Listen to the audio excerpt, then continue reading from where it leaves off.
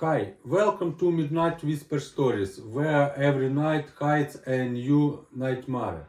I am the creator behind this channel, and every story he is written, designed, and edited by me. I make these tales to give you chills, escape, and a reason to keep the lights on. Stay till the end. You won't believe how this one ends. Story 1. Whooper is called. The screaming started at 3:47 in the morning, and it did not sound human. I know the exact time because I was staring at my phone when it happened, unable to sleep in the suffocating darkness of a cabin I should never have rented. The sound came from somewhere deep in the New Brunswick forest, a howling shriek that rose and fell like something caught between agony and rage. It lasted maybe 15 seconds. Then silence, the kind of silence that feels like the whole world is holding its breath. I am a truck driver, 42 years old. I haul freight across the northern routes, Maine to Quebec, and I have spent more nights alone in strange places than I can count. I do not scare easily, but that sound made every muscle in my body lock up. It made something primal in my brain start screaming that I needed to run. The cabin was a last-minute decision. My rig had thrown a sensor light just outside Miramichi, and the nearest garage could not see me until morning. The mechanic gave me a number for a place that rented hunting cabins cheap, deep in the woods near the Dungarvon River. He hesitated before writing down the address, asked me if I knew the area. When I said no, he just nodded and told me to keep my doors locked. I should have asked why. The cabin was exactly what you would expect. One room, wood stove, a cot that smelled like mildew and mouse droppings. No cell service, no neighbors for miles, the kind of place that exists in the gap between modern civilization and wilderness. The owner, an old man with a face like weathered leather, met me there to hand over the key. He did not say much, just pointed to the woodpile, showed me how to work the pump for water, and left. But as he walked back to his truck, he turned and said something that I did not understand at the time. If you hear the whooper, Don, to go looking for it. It looking for help. It's looking for company. I laughed it off. Local color. Every remote area has its ghost stories. But now, lying in that cot with my heart hammering against my ribs, I remembered the way his eyes had looked when he said it. Not playful, not trying to scare a tourist, just tired, like he was warning me about something real. The screaming came again at 4:30, closer this time, that same rising howl, but now I could hear something underneath it. A wetness, like the sound was being torn from a throat full of fluid. It echoed through the trees, bouncing off the dark, making it impossible to tell which direction it came from. I got up and checked the door. Locked. The windows were shuttered from the inside, old wooden slats that I had secured before bed. I turned on my flashlight and swept it around the cabin. Nothing, just shadows and the smell of old wood and cold air seeping through the cracks. I tried to convince myself it was an animal, a fox maybe, or a fisher cat. They make sounds that can curdle your blood if you do not know what they are. But I grew up in rural Montana. I know what animals sound like. This was different. This sounded like words trying to form in a mouth that no longer worked. By 5, I gave up on sleep. I started a fire in the stove and made coffee using the hand pump and a dented pot I found under the sink. The cabin had a few books on a shelf. Hunting guides, a weather-damaged Bible, and a thin pamphlet with a title that made my skin prickle. The Legend of Dungarvon Whooper. I read it while the sky outside slowly turned from black to gray. The story went back to the 1860s. A logging camp operated in these woods. Brutal work in brutal conditions. One winter, the crew left a young cook alone to watch the camp while they worked a distant tract. The cook was an Irish immigrant, barely 20 years old. He had saved most of his wages, planning to send money back to his family. The foreman knew this, knew the kid carried his earnings in a leather pouch around his neck. When the crew returned 2 weeks later, they found the cabin burned. The cook was dead, frozen in the snow outside, his head caved in with an axe. The pouch was gone, so was the foreman. Nobody ever saw him again. The crew buried the kid in an unmarked grave somewhere in the woods and tried to forget about it. But the forest did not forget. Within a month, men started hearing screams at night. That same howling shriek echoing through the trees. They called it the whooper. Some thought it was the murdered cook, crying out from his unmarked grave. Others believed it was something darker, something that had been drawn to the violence and stayed. Over the years, people claimed to have heard it. Loggers, hunters, tourists, always at night, always in the woods near the Dungarvon River. And every single person who went looking for the source either came back changed or did not come back at all. The pamphlet included testimonies. A hunter in 1932 who followed the sound and found a clearing where nothing grew. Not even moss, just bare earth in a perfect circle. He said the screaming had come from underground. From below his feet, he ran and never came back to these woods. A researcher in 1978 who tried to record the sound. His equipment malfunctioned. When he played back the tape, there was only silence. But in that silence, if you listened carefully with headphones, you could hear something whispering. The same word over and over. A name. Ryan. That was the cook. This name. Ryan McKinney. I put the pamphlet down and checked my phone. Still no service. The sun was coming up now, pale light filtering through the cracks in the shutters. I told myself I would wait until 7, then hike back to the main road and call a cab. Forget the cabin. Forget the rig. Just get out. But at 6:15, I heard something else. Footsteps outside, slow and uneven, like someone dragging one leg. They circled the cabin. Once. Twice, then stopped at the door. I stood frozen, the flashlight shaking in my hand. The footsteps did not sound right. Too heavy, and there was something else. A wet, sliding sound, like something being dragged through mud. Then the knocking started. 3 hard thumps on the door. A pause. 3 more. It continued for almost a minute. Rhythmic, deliberate, not frantic like someone needing help. More like someone checking to see if anyone was home. I did not answer. I barely breathed. The knocking stopped. The footsteps moved away, fading into the trees. I waited another 10 minutes before I risked looking through a crack in the shutters. There were tracks in the frost outside. Boot prints. But they were wrong. The left foot was normal. The right one dragged, leaving a long smear. And in that smear, I could see something dark. It looked like dried blood. I packed my bag in under 2 minutes and left. I did not care about the key or the cabin or anything else. I just walked. The trail back to the main road was supposed to be 3 miles. Simple. I had walked it in the dark the night before without issue. But now, in the daylight, nothing looked the same.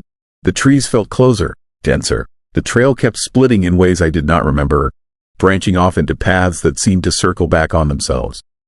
I checked my compass. The needle spun lazily, refusing to settle. I tried to stay calm, tried to remember my training from the forestry service I worked with in my 20s. But every survival instinct I had was screaming that something was wrong with this place. I walked for 2 hours, maybe more. The sun barely moved in the sky, and then I heard it again. The whooper. But this time, it was not distant. It was close, right behind me. I turned. Nothing, just trees and shadows and the faint mist rising from the cold ground. But I could feel something there. Watching. The air smelled wrong, metallic and sweet, like old blood mixed with rotting flowers. I ran. I do not know for how long. The trees blurred past me, and my lungs burned, and I could hear that dragging footstep behind me, keeping pace no matter how fast I moved. When I finally stopped, gasping and dizzy, I realized I was standing in a clearing. A perfect circle where nothing grew. In the center was a stone, rough and weathered. No markings, no name, just a rock half buried in the earth. And around it, scratched into the dirt, were words. Hundreds of them, overlapping, some fresh, some worn almost away by time. They all said the same thing. I am still here. That is when I understood. The whooper was not calling for help. It was not looking for justice. It was looking for someone to take its place. Someone to stay in these woods. To scream in the dark. To mark the spot where Ryan McKinney died alone and forgotten. The dragging footsteps were right behind me now. I could hear breathing, wet and labored. I turned slowly. There was nothing there, but I could feel hands on my shoulders. Cold, heavy, pressing down like they wanted to push me into the ground. Into that unmarked grave. I do not remember how I got out. One moment I was in that clearing, and the next I was on the side of the highway, covered in mud and frost, gasping for air. A trucker stopped and gave me a ride. He asked what happened. I told him my rig broke down. He did not believe me. I could see it in his eyes, but he did not push. That was 4 days ago. I made it back to Maine, got my rig fixed, told my dispatcher I was taking a week off, but I cannot stop thinking about that clearing, about the stone, about all those words scratched into the dirt by people who came before me. Because here's what keeps me awake at night. When I looked at my hands after I got in that trucker, this cab, there was dirt under my fingernails. Dark, rich earth, and when I got home and checked, I found something in my jacket pocket that I know I did not put there. A small leather pouch, old and rotted, empty. I have tried to throw it away 3 times.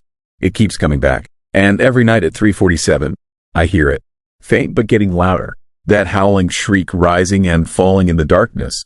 The whooper is calling, and I think it is calling my name. So let me ask you something. If you heard that sound in the woods, would you go looking for it? Would you try to help? Or would you run? Because I need to know. I need to know if I am the only one who feels it pulling me back. Who hears that voice in the dark whispering that I left something unfinished in those woods. Tell me in the comments what you would do. Because part of me thinks I need to go back. Part of me thinks that clearing is waiting. And I do not know if I can fight it much longer. Story 2. Keeper still watches. I need to tell you about the night I spent locked inside the Point Abino lighthouse on Lake Erie. And why I will never ignore the feeling of being watched again, even when I am completely alone. The footsteps started on the iron stairs around midnight. Heavy boots climbing from the bottom of the tower to the top in a methodical rhythm that never changed pace. I was the only person in the lighthouse. The door was locked from the inside. There was no one else on the grounds. But those footsteps climbed past my sleeping bag on the second level, continued up to the lamp room, and then walked back down. Over and over, all night long. And each time they passed, the temperature dropped so low I could see my breath hanging in the beam of my flashlight like frozen clouds. My name is Tom. I am a real estate photographer from Buffalo, and last October I was hired to document a historic lighthouse on the Canadian side of Lake Erie for a restoration group considering the property. The Point Abino lighthouse had been abandoned for decades, standing alone on a rocky point where the lake meets the Niagara River. The structure was over 150 years old, cylindrical stone tower attached to a keeper, this house, both in various states of decay. My job was simple. Spend a day shooting exterior and interior photos, capture the architecture and condition, deliver the images. Standard work I had done 100 times. I arrived on a gray Thursday afternoon in late October. The sky was low and heavy, threatening rain. The lighthouse sat at the end of a long gravel road, surrounded by overgrown brush and scattered trees bent sideways from constant wind off the lake. Up close, the tower looked tired. The white paint was peeling. Windows were broken. The attached keeper, his house was worse. The roof partially collapsed, walls stained with water damage. But the tower itself seemed structurally sound, and the lamp room at the top still had its original Fresnel lens, cloudy with age but intact. I spent the afternoon shooting exteriors from various angles, documenting the damage and the setting. The location was beautiful in a desolate way. The rocky shore, the gray water stretching to the horizon, the isolation. By 5 in the evening, the light was fading and I needed to get interior shots. I tried the main door. Locked. I walked the perimeter and found a side entrance to the keeper's house with a broken lock. I pushed it open and went inside. The smell hit me immediately. Mold and rot and something else. Something chemical and sweet like old paint or preservatives. The keeper's house was gutted. Walls stripped down to studs. Debris everywhere. But the doorway leading to the tower was clear, and when I stepped through, I found myself in the circular base of the lighthouse looking up at a spiral staircase that wound around the interior wall toward the lamp room 6 stories above. I started climbing. The metal stairs were solid despite their age, each step ringing under my boots. The tower was darker than I expected, the small windows not letting in much of the fading daylight. I used my flashlight to navigate, counting the levels. Storage rooms at the bottom, equipment spaces in the middle, then the service room just below the lamp chamber. Finally, the lamp room itself, a circular glass-walled space with a massive lens in the center. I spent an hour up there shooting photos as the sun set over the lake. The view was spectacular, the curve of the shoreline, the distant lights of towns on both the American and Canadian sides. The dark water turning black as night fell. I was so focused on getting the right shots that I did not notice how late it had gotten until my phone buzzed with a low battery warning. 7:30. Almost dark. I needed to leave. That was when I heard the first footstep. A single heavy sound from somewhere below me in the tower. I stopped moving and listened. Silence. Then another footstep. Then another. Someone was climbing the stairs. Slow and methodical. Coming up, I called out, asking if someone was there. No response. Just those footsteps, continuing upward. I assumed it was a caretaker or security guard, someone who had seen my car and come to investigate. I moved to the door of the lamp room and looked down the spiral staircase. My flashlight beam showed maybe 2 levels below me. Nothing moved in the light, but the footsteps continued. Closer now, maybe 1 level down. I waited at the top, my camera hanging around my neck, my flashlight pointed down the stairs. The footsteps reached the service room directly below me and stopped. Complete silence. I asked again if someone was there. Nothing. After a long moment, I started down the stairs myself, moving slowly, checking each level. The service room was empty. The equipment levels were empty. The storage rooms at the bottom were empty. I was alone in the tower. Outside, my car was the only vehicle. No one had arrived. The gravel road was deserted. I stood there in the darkness trying to convince myself I had imagined the sounds, that old metal and stone create acoustic tricks, that empty buildings make noise. But I knew what I had heard. Those were footsteps. Someone or something had climbed those stairs. I should have left, gotten in my car and driven back to Buffalo. But I was on deadline and still needed interior detail shots for the restoration group. Plus, the rational part of my mind insisted there had to be an explanation. Old lighthouse, settling metal, wind, anything but what my gut was telling me. I went back inside with better lighting equipment and spent the next 2 hours shooting the interior. The base rooms, the stairs from various angles, the lamp room again. I worked quickly, trying not to think about the footsteps. Around 9:30, my phone died completely. No battery. I had a backup power bank in my car but decided I had enough shots to work with. I packed my gear and prepared to leave. That was when I discovered the door would not open. The side entrance I had used to enter the keeper's house was stuck. Not locked, stuck. The old wood had swollen in the frame, or the hinges had seized. I pushed hard, then harder, but it would not budge. I tried the main door to the tower, also stuck. Every other door and window in the keeper's house was either boarded over or too damaged to access safely. I was trapped inside. No phone, no way to call for help. The nearest building was probably a mile away. I stood in the darkness of the keeper's house and tried not to panic. I had my camera, my flashlight, a half bottle of water. I could survive one uncomfortable night and get help in the morning. People knew where I was. The restoration group had the address. I would be fine. I decided to set up camp in the tower base where the floor was clear and relatively dry. I used my camera bag as a pillow and my jacket as a blanket. Not ideal, but manageable. I turned off my flashlight to conserve battery and tried to sleep. The footsteps started at midnight. I know because my camera has a built-in clock, and when I checked the timestamp on the last photo I had taken, it was 11:58. 2 minutes later, I heard boots on metal. Someone climbing the tower stairs. Slow, steady, never varying pace. I turned on my flashlight and pointed it at the staircase. Nothing, but the sound continued, climbing past where I lay, continuing up toward the lamp room. I got up and followed the sound, shining my light up the spiral. The footsteps were maybe one level above me, just out of sight around the curve of the stairs. I climbed faster, trying to catch up.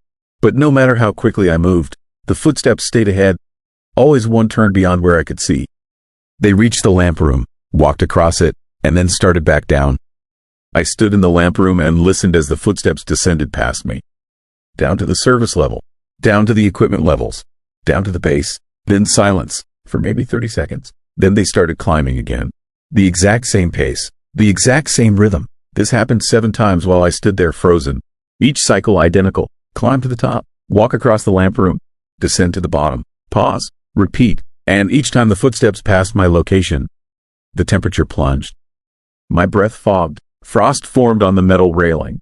I could feel the cold radiating from the stairs like something physical was moving through that space, something that carried winter with it. I do not know when I started thinking about the lighthouse keeper. Maybe it was the methodical nature of the footsteps, the routine quality of them.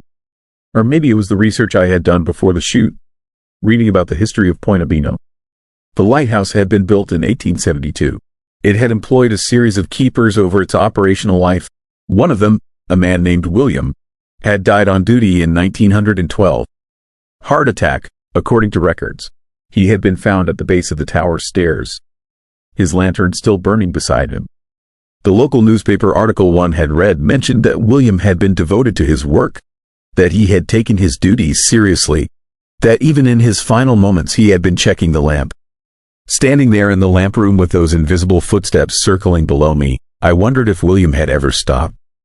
If some part of him had remained, continuing his rounds, checking the lamp over and over because that was what he had promised to do. Because duty and routine can be stronger than death. Around 3 a.m, something changed. The footsteps stopped on the service level directly below me instead of continuing their circuit. I heard movement, Slow dragging sounds like something heavy being pulled across the floor. Then silence. I waited, barely breathing, my flashlight starting to dim. After several minutes, I worked up the courage to descend to the service level. The room was small, circular, with old equipment lockers built into the walls. My dying flashlight showed nothing unusual. Empty space, dust, decay, but the temperature was Arctic. And when I swept the light across the floor, I saw them. Wet boot prints, fresh, leading from the stairs, across the room, to one of the lockers, then back to the stairs. They were not there when I arrived. They had not been there minutes before, but now they marked the floor in dark, wet impressions, as if someone had just walked through water. I ran down the stairs, stumbling, my camera equipment banging against my sides. I reached the base and tried the doors again, throwing my full weight against them. Still stuck, I was trapped with whatever made those footsteps, whatever left those wet prints, whatever was still climbing these stairs night after night, fulfilling a duty that should have ended over a century ago. I spent the rest of the night pressed into a corner of the base room, my flashlight off to conserve what little battery remained, listening to those footsteps climb and descend until dawn finally came and gray light filtered through the broken windows. At 6 a.m, I tried the side door again. It opened easily. The wood had somehow unstuck itself, or maybe whatever had kept me inside had decided I could leave. I drove straight home without stopping. I delivered the photos to the restoration group via email and told them I had completed the assignment. I did not mention the footsteps or the wet prints or the feeling of being watched by something that existed in routine and duty and could not accept that its work was done. The restoration group eventually decided not to pursue the property. Too much damage, too expensive to repair. The lighthouse still stands there, empty and abandoned, the lamp room dark. But I think about William constantly, about what it means to be so committed to something that not even death releases you, about whether he knows he is gone, or if he is trapped in an endless loop of checking the lamp and walking the stairs, performing his duties without understanding that the ships no longer need his light. And I wonder if he is alone there, or if other keepers from other eras also remained, all of them following their own routines, passing each other on those spiral stairs in the darkness. I will never know. I will never go back. But sometimes at night, when I am alone in my own house, I hear footsteps. Not in my house, not on my stairs, but in my memory. So vivid and clear that I can almost feel that Arctic cold again. And I understand that some places hold on to their past so tightly that the boundary between what was and what is becomes meaningless. The Point Abino Lighthouse is one of those places. And William is still there, still climbing, still checking the lamp that no longer burns. So let me ask you this, and I really want to know your honest answer. If you died doing something you loved, something that gave your life purpose and meaning, would you want to continue doing it forever? Or would you want to rest? Because I think William never had a choice. I think duty became identity, and identity became eternity. And now he is trapped in the thing he loved most, unable to stop, unable to rest, unable to leave. Write your answer in the comments, because I need to understand if William is suffering, or if he has found the only kind of peace someone like him could ever know. Story 3. Valley that takes heads. I found the first skull 3 miles up the Nahanni River, wedged between 2 rocks with the jawbone missing and something carved into the bone. My name does not matter anymore. What matters is that I went into the Northwest Territories looking for answers about my grandfather, and I found something in that cursed valley that has been collecting heads for over a century. The Dean people call it Knott's Aichi, the place of the grizzly bear spirits. But prospectors and trappers have another name for it, the Valley of the Headless Men. I am a freelance journalist from Denver, 41 years old. I have covered wars, natural disasters, crime scenes that would make most people vomit. I thought I had seen the worst humanity had to offer, but nothing prepared me for what waits in the Nahanni Valley. Nothing prepared me for understanding why so many people have walked into those mountains and come out without their heads. My grandfather disappeared there in 1972. He was a geologist working for a mining company, mapping mineral deposits in the Mackenzie Mountains.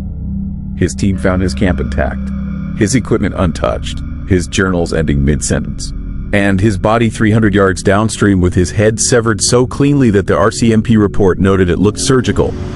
They never found his head. They never found the heads of Willie and Frank McLeod either. The brothers who went looking for gold in 1908 and were discovered in their campsite, decapitated, their savings still in their pockets. Or Martin Jorgensen in 1917, or the unnamed trapper in 1945. The list goes on. More than 40 people over the past 120 years. Some bodies found, some vanished completely, but all of them missing the same thing. I spent 2 years researching, requesting files, interviewing elders from the Dean communities. Most would not talk about the valley. Those who did spoke in careful terms about spirits and ancient laws and places where humans were meant to pay a toll. One old man, his face weathered like dried leather, told me something I will never forget. He said the valley does not take heads as a punishment. It takes them as a collection, as trophies for something that has been hunting there since before the Ice Age. Last June, I flew into Fort Simpson and hired a bush pilot to drop me at the edge of the restricted zone. The Canadian government does not like people poking around the Nahanni. Too many disappearances, too much bad press, but money talks, and I had enough of it to convince the pilot to look the other way. He dropped me on a gravel bar where the South Nahanni River cuts through a canyon so deep the sunlight only hits the bottom for 3 hours a day. The water was green and fast, full of glacial silt. The mountains rose on both sides like walls, their peaks hidden in clouds that never seemed to move. The pilot told me he would be back in 5 days. He told me not to go north past the hot springs. He told me that every summer someone goes missing in this valley, and the search parties never find anything worth finding. Then he lifted off, and the sound of his engine faded, and I was alone in a silence so complete it felt like pressure against my eardrums. I made camp on the gravel bar and spent the first day cataloging what I knew. The McLeod brothers had been found near Deadman Valley, a flat stretch of land about 20 miles upriver. My grandfather had been working in the same area. Most of the disappearances clustered around a 5-mile radius. Something about that location, something that drew people in and did not let them leave with their heads attached. On day 2, I hiked upriver, following the remnants of old trails cut by prospectors decades ago. The forest was thick with black spruce and willow. The ground was spongy with moss that released water with every step. I saw fresh grizzly scat and wolf tracks in the mud. Normal wilderness dangers. I could handle those, but there were other signs too. Trees with deep claw marks too high for any bear. Rocks arranged in circles that looked deliberate. And everywhere, the smell of rot. Not the clean decay of dead animals, but something chemical and wrong, like meat that has been preserved and then left to spoil in the sun. I reached Deadman Valley on the afternoon of day 3. The place was exactly as the reports had described it. A flat clearing surrounded by steep canyon walls, with the river running along one edge. The grass grew thick and green, fed by underground hot springs that kept the ground warm even in winter. It should have been beautiful. Instead, it felt like a wound in the landscape, a place where something terrible had happened so many times that the land itself remembered. I found my grandfather's camp marker, a metal stake driven into the ground with his survey number stamped on it. 50 years of weather had dulled the metal, but the numbers were still legible. I knelt beside it and felt something I cannot adequately describe, a vibration, a hum that came up through the earth and into my bones. Low frequency, barely audible but impossible to ignore. That was when I found the skull, half buried in the riverbank, weathered white by sun and water. Human, adult male based on the size, and carved into the back of the cranium, cut deep into the bone, were symbols I did not recognize. Not letters or numbers, but geometric patterns that hurt to look at. Angles that seemed to shift when I tried to focus on them. I photographed it. I did not touch it. Something about those carvings made my hands shake and my vision blur at the edges. I moved on, following the tree line, looking for anything that might explain what had happened here. The second skull was in a hollow log. The third was half submerged in a shallow pool. The fourth was sitting on top of a flat rock like an offering. All of them carved, all of them with those same impossible patterns cut into the bone. And all of them facing the same direction, toward the north end of the valley where the canyon walls pinched together and the river disappeared into shadows. I made camp that night in the open, building a fire large enough to be seen from space. I did not sleep. I could not. The humming from the ground had grown stronger, cycling in waves that made my teeth ache. And I could hear something moving in the darkness beyond the firelight. Not footsteps, not animal sounds, just the sense of displacement, of something large passing through space without making the sounds it should make. At 3 a.m, with the stars hidden behind clouds and the fire burning low, I saw it. A shape against the canyon wall. Tall, too tall to be human. It moved along the rock face 40 feet above the ground, defying gravity, its limbs bending in ways that made my mind refuse to process what I was seeing. Then it turned its head toward me, or what I thought was its head. In the dim glow of the dying fire, I saw something that might have been a face. A collection of eyes and mouths arranged in a pattern that made no biological sense. And above where a skull should be, a crown. A headdress made of human heads, strung together and mounted on a frame that grew directly from the creature's body. I understood then, the valley did not have a serial killer. It had a hunter, something that had been here for so long that it had become part of the landscape. Something that killed for sport and kept the heads as proof of its dominance. And those carvings, those symbols cut into bone, were marks of ownership. Signatures left by a presence that wanted anyone who found them to know this was its territory. I ran. I left everything behind except my pack and my camera, and I ran south through the darkness, falling, crashing through brush, splashing through the river. I did not look back. I could feel it behind me, matching my pace, staying just out of sight, playing with me the way a cat plays with a mouse. I ran for hours. When the sun finally came up, I was 12 miles from Deadman Valley, my clothes torn, my hands bleeding from falls I did not remember. The humming was gone. The presence was gone. But I knew it was not over. The bush pilot found me on day 4, a full day early. He said he had a bad feeling. He said he has learned to trust bad feelings when it comes to the Nahanni. We flew out in silence. From the air, I looked back at the valley and saw something that made my blood freeze. In the flat clearing of Deadman Valley, visible from 1,000 feet up, was a pattern. A massive geometric shape pressed into the grass. The same pattern I had seen carved into the skulls. The RCMP interviewed me when I got back to Fort Simpson. I showed them the photographs. They thanked me and told me the investigation into the historical disappearances was closed due to lack of evidence. They suggested I not return to the area. They suggested I not publish anything about what I had found. It was not a request. I have the photographs on an encrypted drive in a safety deposit box. I have copies of the historical files and the interview transcripts. I have everything I need to write the story that would make my career. But I have not written it, because I know it is still up there, still hunting, still collecting. And I know that writing about it, sharing those photographs, might draw its attention back to me. 2 months ago, a hiker disappeared near the Nahanni National Park Reserve. They found his body last week.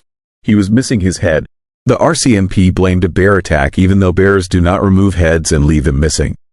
Even though there were no defensive wounds or signs of a struggle. I know what happened to him. I know because I have been having dreams. Dreams where I am back in that valley, kneeling by the river, and I can feel something behind me. Something tall and wrong, reaching down to measure my neck with fingers that are too long and too cold. And in the dream, I understand that finding those skulls was not an accident. I was meant to find them. I was marked the moment I entered that valley. The Dean elders tried to warn me. They said some places demand a toll. Some places are hunting grounds for things older than human civilization. Some places will take your head and add it to a collection that spans centuries because that is what lives there and that is what it does, and there is no reasoning with it or appeasing it or escaping once it has decided you belong to it. I bought a house in a city, Phoenix, as far from the Nahanni as I can get while staying in North America. I keep the lights on at night. I avoid mirrors and reflective surfaces because sometimes I catch a glimpse of something standing behind me. Something with too many eyes and a crown of stolen heads. Something patient. The McLeod brothers went into that valley looking for gold in 1908. They found something else. My grandfather went there for geology in 1972. Same result. I went there for answers. And I got them. But answers do not set you free when the truth is worse than ignorance. Here's what I need you to understand. The Valley of the Headless Men is real. The bodies are real. The pattern of disappearances is real. And what lives there is still hunting. It has patience measured in centuries. It does not need to rush. It waits for people to come to it, drawn by curiosity or greed or a desire for answers. And then it adds them to the collection.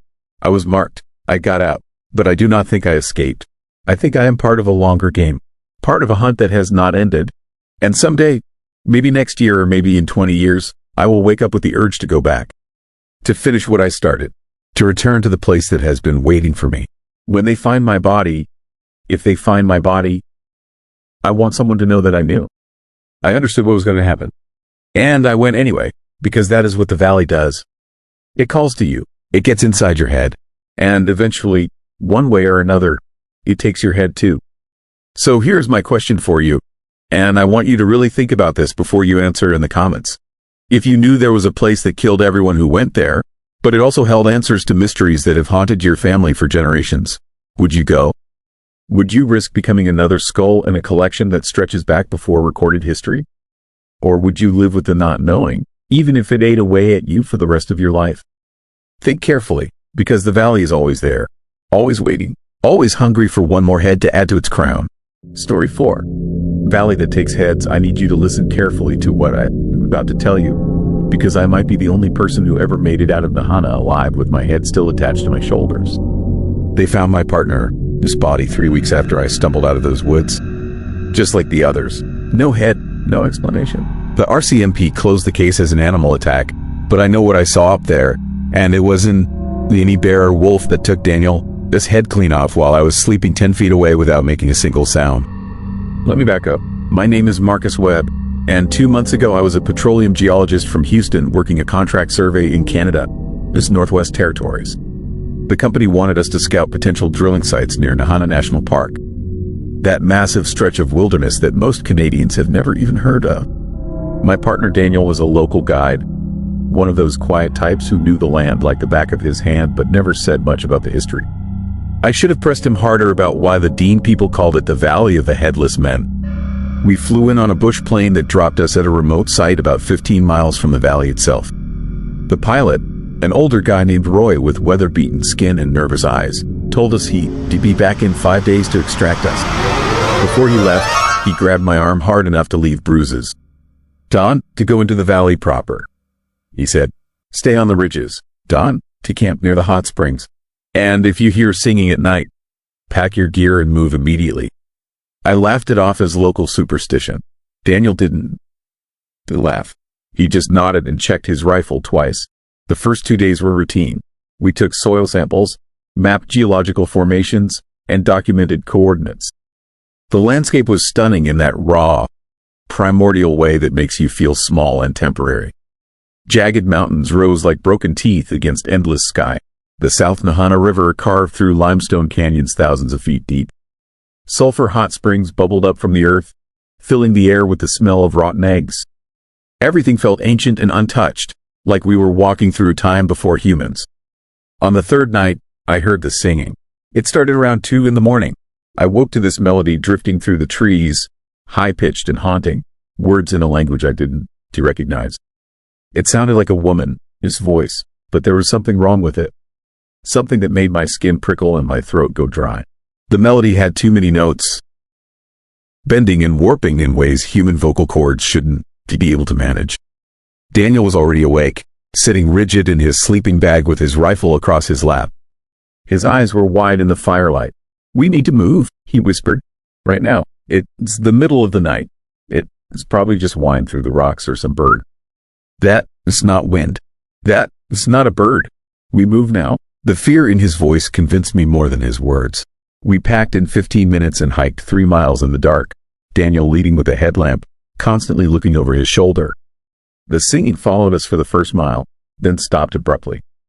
The silence that replaced it was somehow worse. We made a cold camp on a high ridge and sat back to back until dawn, neither of us sleeping. Daniel finally spoke as gray light crept over the mountains. My grandfather worked as a guide in these parts for 40 years, he said quietly. He told me stories about the valley, about prospectors who came looking for gold in the 20s and 30s. They kept disappearing. The Mounties would find their camps intact, food still in pots, fires still warm. But the men were gone.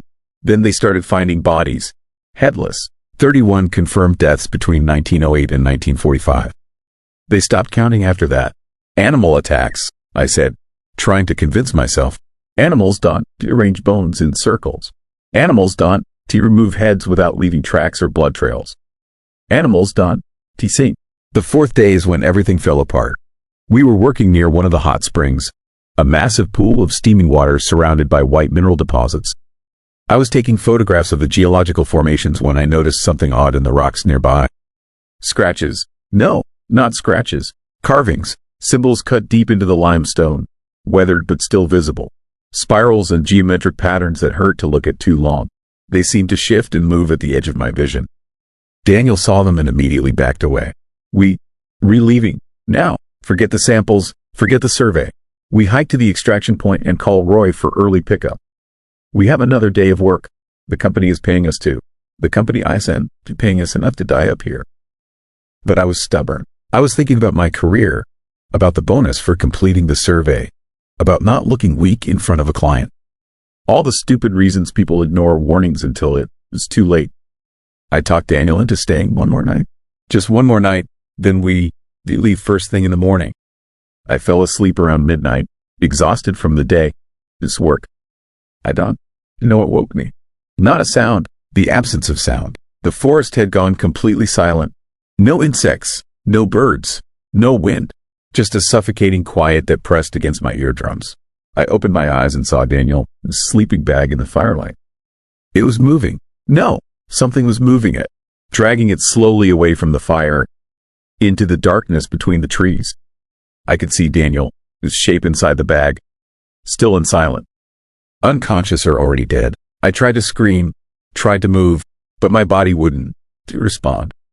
Sleep paralysis, my rational mind insisted. Just sleep paralysis. But I was awake. My eyes were open. I could see everything with horrible clarity. The thing dragging Daniel emerged partially into the firelight, and my brain refused to process what I was seeing. It was tall, so tall it had to hunch to move through the trees. Its body was wrong, proportions all skewed, like someone had stretched a human form on a rack until it broke. But the worst part was the face. It had Daniel's face. No, it was wearing Daniel's face, stretched over its own features like a mask that didn't quite fit. Then it looked directly at me, smiled with Daniel's mouth, and sang in that horrible, multi-toned voice I heard the previous night. My paralysis broke. I scrambled backwards, away from the fire, into the forest. I heard Daniel scream once, a wet gurgling sound that cut off abruptly. Then nothing but my own footsteps crashing through the underbrush and my ragged breathing and my heart hammering so hard I thought it would burst. I ran for hours, maybe longer. Time became meaningless. I ran until I couldn't to run anymore, until my legs gave out and I collapsed in a ravine somewhere deep in the valley. I wedged myself under an overhang of rock and waited for dawn, certain that thing would find me. Certain I could feel its hands on my ankles any second, dragging me out into the dark.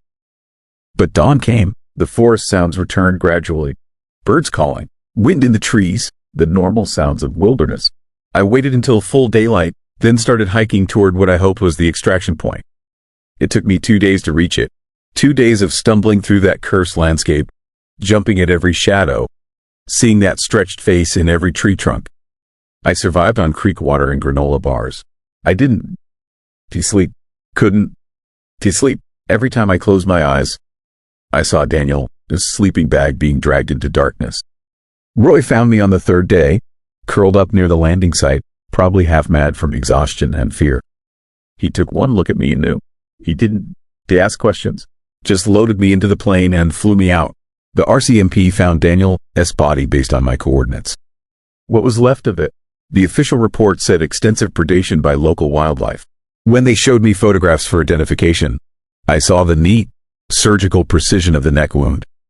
I saw the way his body had been arranged on a flat rock, arms spread, as if on display. I saw the spiral pattern of stones placed around him, just like the carvings near the hot spring. I told them what I saw. They nodded politely and wrote nothing down. One detective, an older woman with kind eyes, told me that altitude and stress can cause vivid hallucinations, that the mind creates explanations for trauma it can otherwise process.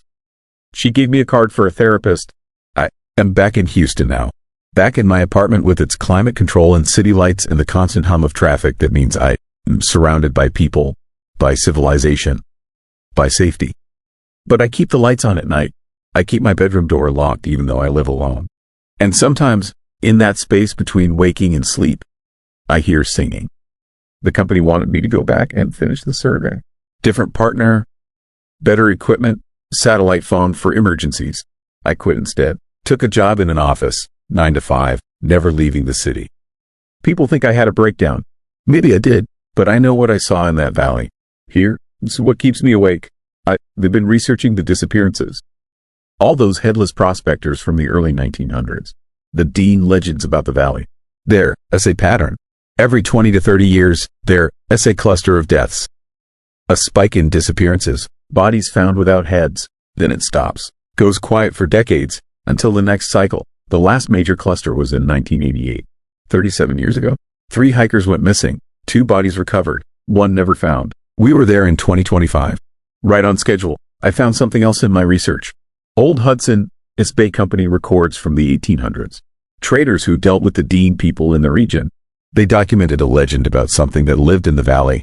Not a spirit exactly, not a monster, something in between, something that learned, that adapted, that took pieces of the people it killed and used them, wore them. The records called it the Nahanni, the one who watches from the trees.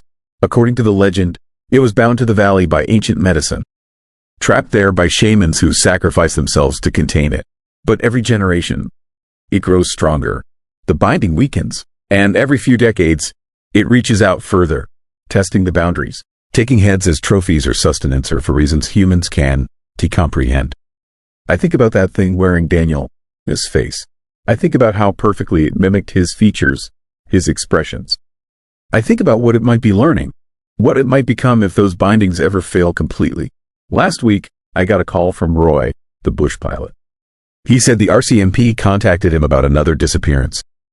A solo hiker who didn't return from Nahanni. They found his camp, found his gear, everything intact, but no body. He wanted to know if I'd talk to the family, since I was the last person to survive a similar incident. I said no. What could I possibly tell them that would bring comfort? That their son or brother or husband is gone in a way they can understand. That something is wearing him now, learning his patterns, his memories, preparing for the next cycle. The RCMP will investigate. They'll find nothing useful. They'll close the case. And eventually, someone else will venture into that valley. Someone who doesn't believe in legends. Someone who thinks they're safe in the 21st century with their GPS and satellite phones and rational explanations. I hope I'm wrong about all of this. I hope I did hallucinate from stress and altitude and trauma. I hope Daniel was killed by a grizzly bear and dragged off and the RCMP just didn't want to upset me with the details. But late at night, when the city is as quiet as it gets and I am lying in bed with every light blazing, I remember that face looking at me. I remember the intelligence in those eyes, the hunger, the patience of something that has been waiting in that valley for longer than our country has existed. Longer than our civilization. Something that was there before the first humans crossed the land bridge from Asia, and will be there long after we're gone. They call it the Valley of the Headless Men. 31 confirmed deaths. But how many unconfirmed? How many bodies were never found? How many people vanished into that wilderness without a trace? Their fates written off as accidents or animal attacks or simply the cost of exploring the frontier. I think about the way Daniel's sleeping bag moved. Smooth, deliberate, the way you carry something precious. And I wonder, what does it do with the heads? Are they trophies? Food? Something else entirely? The Dean legend's done. They say, maybe their ancestors didn't know either. Maybe some questions aren't meant to be answered. I'm writing this down because I need people to understand. Nahanni National Park is not safe. It never has been. The wilderness doesn't care about our maps and regulations and park ranger stations. Something older lives there. Something patient. Something that wakes up every few decades and reminds us that we're not at the top of the food chain. That we revisitors in spaces where we dawn to belong. If you ever find yourself in the Northwest Territories, if someone offers you good money for a survey job or a guiding contract in Nahanni, say no. I don't care how much they repaying.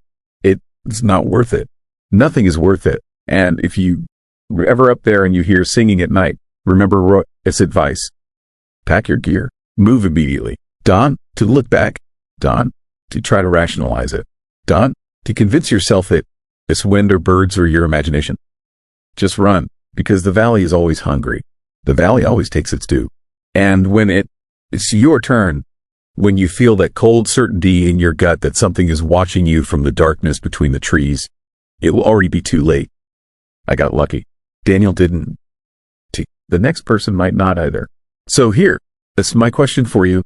Would you go into the Valley of the Headless Men for any reason? What would it take for you to risk everything in a place where 31 people lost their heads and countless others simply vanished? Drop your answer in the comments.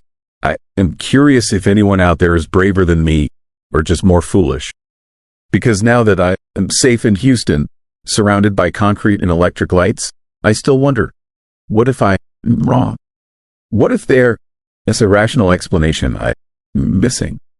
What if Daniel This death could have been prevented if I had just been smarter, more prepared, less scared. But then I remember that face, that smile, that song in the darkness, and I know I'll never go back. Story 5. Hunger in the Pines. I stopped hearing my own footsteps 3 hours ago. That was when I knew something in Algonquin Park was listening. My name is irrelevant now. What matters is that I went into those woods in late February looking for solitude, and I found something that had been waiting there for centuries. Something that the Algonquin people warned about in whispers around fires that have long since turned to ash. They called it the Wendigo. I call it the end of everything I thought I understood about hunger, about isolation, and about the thing that wears my face when I look in reflections. The trip started innocently enough. I was a park ranger from Minnesota, 42 years old, recently divorced, looking to clear my head with a winter camping expedition across the border. I had done this 100 times before. I knew the protocols.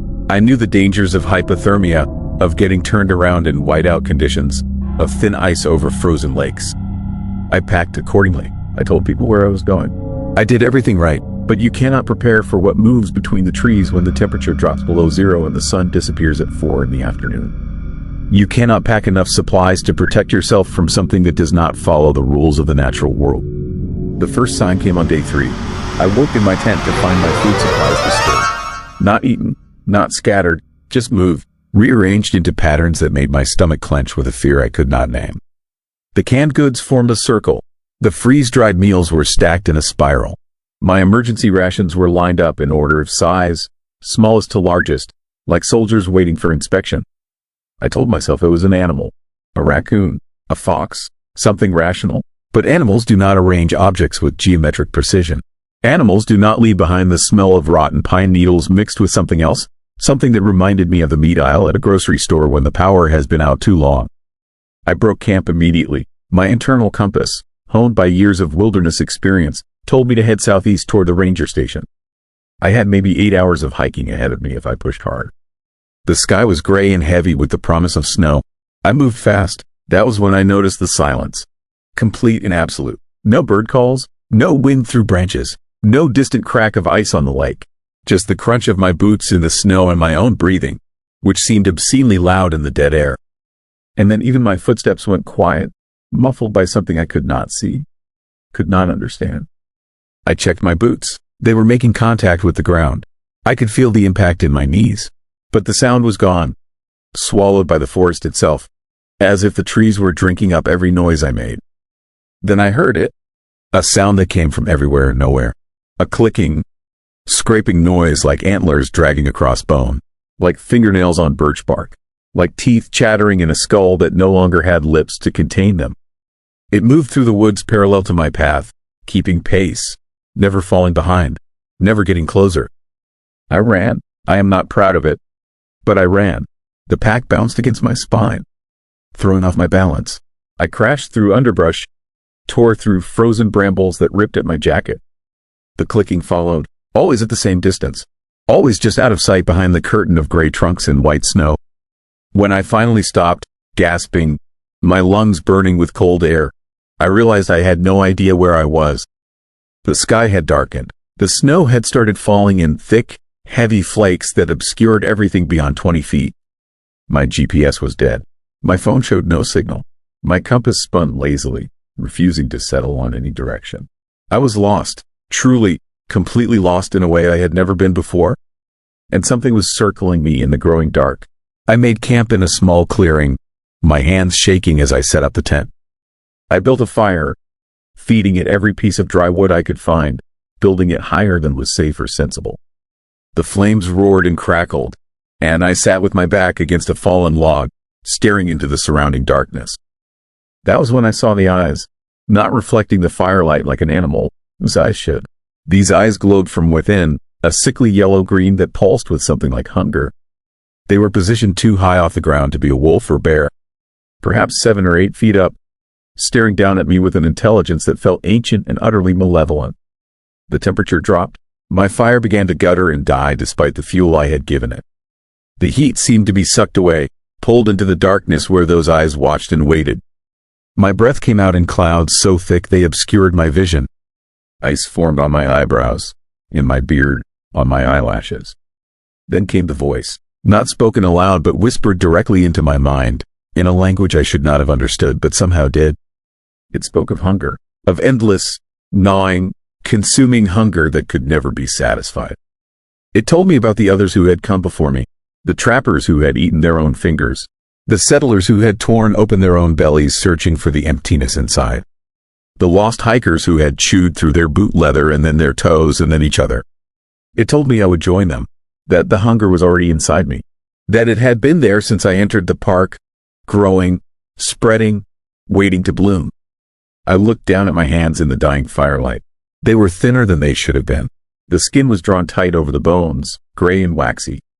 My fingernails had grown long and yellow. When had that happened? I had not noticed. I had been so focused on the forest, on the sounds, on the eyes in the darkness. My stomach cramped with sudden, vicious hunger. I had eaten that morning trail mix and jerky, but I could not remember the taste, could not remember the satisfaction of a full belly. All I felt was emptiness, a void that went down and down forever, demanding to be filled. I reached for my pack, searching for food, but my supplies were gone. All of them, the cans, the freeze-dried meals, the emergency rations, even the wrapper from a protein bar I had eaten 2 days ago, vanished, as if they had never existed. The eyes drew closer. I could see the shape now, backlit by some impossible light that had no source. It was tall, impossibly tall, with limbs too long and joints that bent in wrong directions. Antlers sprouted from a skull that was human and animal and neither. Its ribs showed through torn, stretched skin. Its belly was sunken, concave, a pit of starvation despite the obvious power in its movements.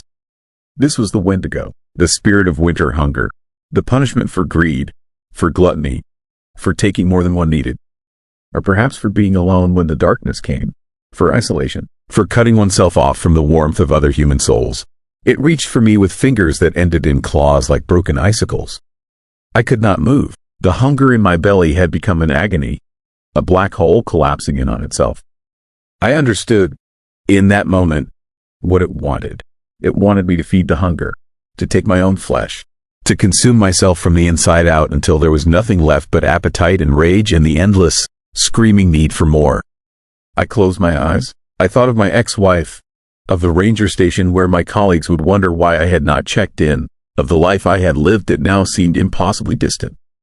I thought about choosing to starve instead of feeding the thing inside me, about letting the cold take me cleanly rather than becoming what the Wendigo wanted me to become. But the choice was not mine to make. It had never been mine. I opened my eyes, and I was standing in a different part of the forest. The fire was behind me. The Wendigo was gone, but I could feel it now, inside my chest, coiled around my heart like a parasite. I could feel the hunger growing stronger with every breath. My hands were at my mouth before I realized what I was doing, nails scraping against my lips, trying to push inside, trying to find something to consume. I ran again, not away from the creature but from myself, from the thing I was becoming. I crashed through the forest in total darkness, branches tearing at my face, snow filling my boots. I ran until I collapsed in a drift, gasping, crying, clawing at my own throat because the hunger had become unbearable. When dawn came, gray and weak through the clouds, I found myself at the edge of a road. Highway 60, the main route through the park. A truck stopped when the driver saw me staggering toward the pavement. He later told police I was raving, talking about antlers and hunger, about something in the woods that wanted to turn me inside out. They found my campsite 3 days later. The tent was shredded. The supplies were scattered in patterns that made no sense. Deep gouges marked the trees in a circle around where I had slept, as if something had been pacing, circling, waiting. But here's what they did not find. They did not find tracks. Not from me, not from any animal. The snow around the campsite was smooth and undisturbed except for those marks on the trees. As if I had simply appeared there without walking. As if the forest had dreamed me into existence. I am out of the park now. I am in a motel room in a small town whose name I will not share. I eat constantly. Breakfast, lunch, dinner, snacks between meals, food in the middle of the night when I wake screaming. But I am never full. The hunger is always there, a cold weight in my center that grows heavier with each passing day. And sometimes, when I look in mirrors or darkened windows, I see something standing behind me. Something tall and thin with antlers that scrape the ceiling. Something that smiles with too many teeth and watches with eyes that glow yellow-green in the reflection. I do not know if I escaped Algonquin Park, or if I brought something back with me, something that plans to stay. The Algonquin people knew about the Wendigo for thousands of years before Europeans arrived and dismissed their warnings as superstition. They understood that the woods in winter hold more than cold and isolation. They hold hunger itself, ancient and patient, waiting for those who wander too far from the light of community and warmth. They understood that some hungers can never be satisfied. Some appetites grow stronger the more you feed them, and some things that live in the spaces between trees do not care about your rational explanations or your modern understanding of the world. They simply wait and watch, and when you are alone enough, hungry enough, lost enough, they step out of the shadows and offer you a choice that is not really a choice at all. I am writing this as a warning. If you go into the deep woods in winter, if you camp alone in places where humans are not meant to be, pay attention to the silence. Notice when your footsteps stop making sound. Watch for patterns in things that should be random. And if you wake to find your supplies rearranged, if you hear clicking and scraping moving parallel to your path, if you see eyes that glow from within rather than reflecting light, then run. Run and do not stop running until you reach other people, until you are surrounded by noise and warmth and the messy chaos of human life. Because that is the only protection against the thing that hunts in the winter silence. The only defense against the spirit that turns hunger into a curse and isolation into a death sentence. And if you cannot run, if you are too far gone, if the hunger has already taken root inside your chest, then I am sorry. Because I know exactly how that feels. I live with it every single day. The question I have for you is this: have you ever felt a hunger that food could not satisfy? A gnawing emptiness that grew worse the more you tried to fill it? Have you ever been alone in the wilderness and felt something watching? Something that knew your name even though you had never spoken it aloud? Think carefully before you answer. And whatever you do, do not go into the woods alone when winter comes. The Wendigo is patient. It has waited for centuries. It can wait for you. Story 6. Family that disappeared into nowhere. The Jack family vanished on August 2nd, 1989. And I think I know why. Because 35 years later, I received the same offer they did. My name is David Garrett. I am a long-haul trucker who has been running routes through British Columbia for 23 years. I know every truck stop, every shortcut, every weird little town between Vancouver and the Yukon. I thought I'd seen everything this province had to offer until last month, when I picked up a hitchhiker outside Prince George who told me a story that made my blood run cold. Then he made me an offer. The same offer, word for word, that witnesses heard a stranger make to Ronnie Jack in the parking lot of a grocery store the day his family disappeared forever. Let me tell you what happened to them first, because you need to understand the pattern. Ronnie Jack was a logger. Good guy, hard worker, devoted to his wife Doreen and their baby boy. They lived in a small house on the outskirts of Prince George. Nothing fancy, but it was theirs. On August 2nd, Ronnie was at the Super Value grocery store loading supplies into his truck when a man approached him. A well-dressed man in his 40s with a friendly smile and an expensive watch. Multiple witnesses saw them talking. They heard the stranger say he had a business opportunity, something about quick money and a property that needed clearing. Ronnie seemed interested. That was 11 in the morning. By 4 that afternoon, Ronnie, Doreen, and baby John had packed a single bag and left their house. They left behind their furniture, their clothes, their truck, even their dog tied up in the backyard. A neighbor saw them getting into a dark blue van with the same well-dressed stranger. Ronnie waved at her, smiled, said they'd be back in a few days. They were never seen again. The RCMP investigated for months. They found nothing. No bodies, no evidence of foul play, no paper trail. The van was never identified. The stranger was never found. It was like the Jack family had simply stepped out of reality and closed the door behind them. The case went cold. People moved on. But in Prince George, people still talk about it in hushed voices. Still wonder what could make a man walk away from everything with his wife and infant son on the word of a stranger. I never paid much attention to the story until last month. I was driving south from Fort St. James, running behind schedule because of a mechanical issue that cost me 4 hours. It was getting dark. That heavy purple twilight you get in northern BC where the forest presses in close on both sides of the highway and you can drive for an hour without seeing another vehicle. I was tired, caffeinated beyond reason, and focused on making up time. That It's when I saw him standing on the shoulder. A man in a suit. Not hitchhiker clothes. An actual business suit. Dark blue. Perfectly pressed. Like he'd just stepped out of a boardroom. He had his thumb out, casual as you please, standing there in the middle of nowhere like it was the most natural thing in the world. Every instinct told me to keep driving. You don't pick up hitchhikers anymore, especially not in the middle of nowhere. Especially not guys in suits who have no business being there. But something made me slow down. Maybe it was the way he looked at me. Direct, knowing, like he'd been waiting specifically for me. I pulled over. I still don't. Do you know why? He climbed into the cab with a grateful smile, settling into the passenger seat like we were old friends. He smelled like expensive cologne and something else underneath. Something earthy. Mineral, like cave water or stone that has been underground too long. Thank you for stopping, he said. Not many people do anymore. People are so suspicious these days. His voice was smooth, cultured, wrong for the setting. I asked him what he was doing out here and he told me his car had broken down a few miles back. He needed to get to Prince George for a business meeting. He'd make it worth my while. I told him I was heading that direction anyway. No payment needed. We drove in silence for a while. I kept glancing at him from the corner of my eye. He sat perfectly still, hands folded in his lap, staring straight ahead with a slight smile on his face. In the dashboard lights, his skin looked waxy, too smooth, like it wasn't quite real. You, careful driver, he said suddenly. Cautious. I appreciate that in people. Shows good judgment. I muttered something non-committal. The back of my neck was prickling. Every survival instinct I developed over 23 years on the road was screaming at me to pull over and kick this guy out. But I didn't. I just kept driving. He started talking about opportunities, about how hard it was to make good money these days, about how most people were trapped in cycles of debt and routine, never able to get ahead. His words had a rhythmic quality, almost hypnotic. I found myself listening despite wanting to tune him out. Then he said something that made me nearly swerve off the road. I have a property that needs work, he said. Remote location, about 3 days of labor. I pay very well. Cash, $20,000 for 3 days. No questions asked. My hands tightened on the wheel. $20,000 for 3 days of work. That was insane money. Impossible money. The kind of offer that is always too good to be true. What kind of work? I asked. Simple clearing, he said. Some digging. Light construction. Nothing you can handle.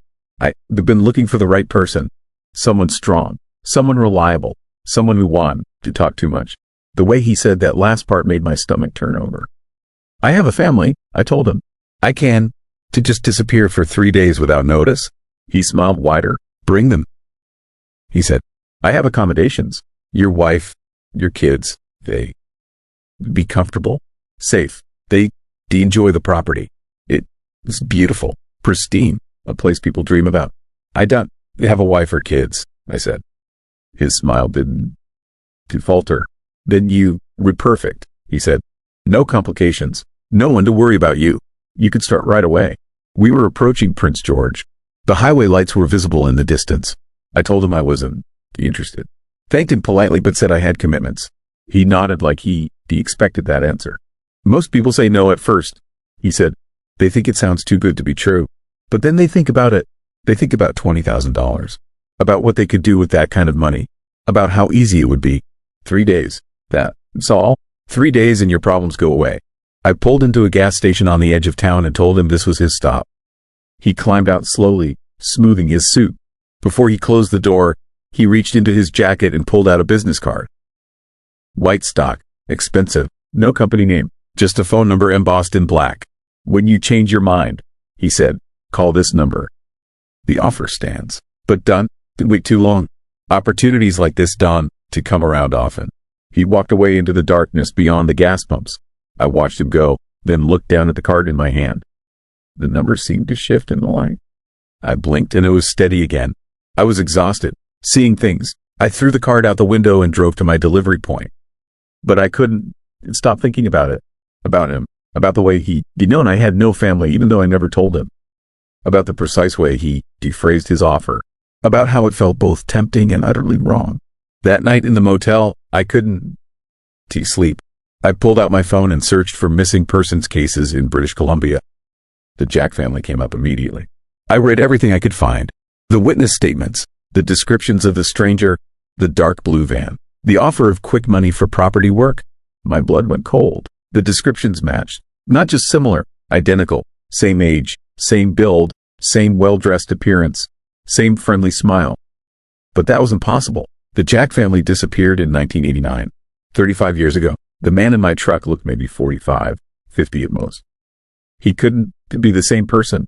Unless he was. I kept digging. I found other cases. Not many, but enough to form a pattern. Every 10 years or so, someone would disappear from the Prince George area. Always the same story. A stranger with a business opportunity. Quick money, remote property. The victims would tell someone they'd be back in a few days. Then nothing. Vanished completely. 1979. A construction worker named Thomas Hale disappeared with his girlfriend.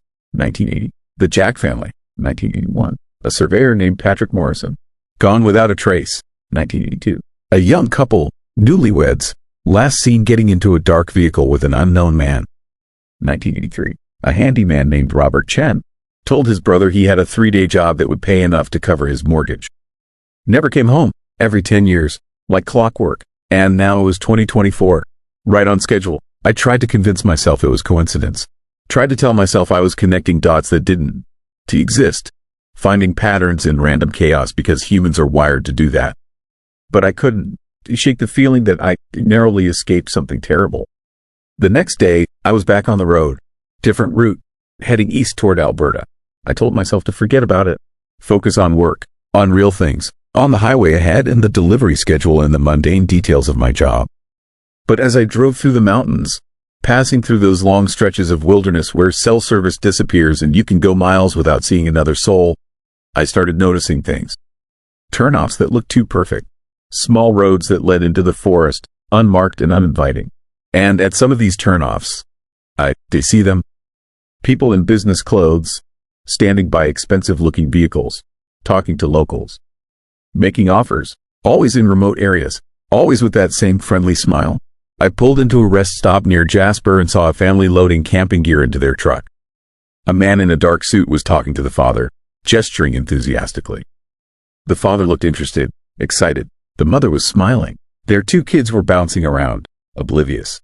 I almost didn't do it. Almost drove away. But I thought about Ronnie Jack waving to his neighbor. About baby John, just an infant, carried away into nothing.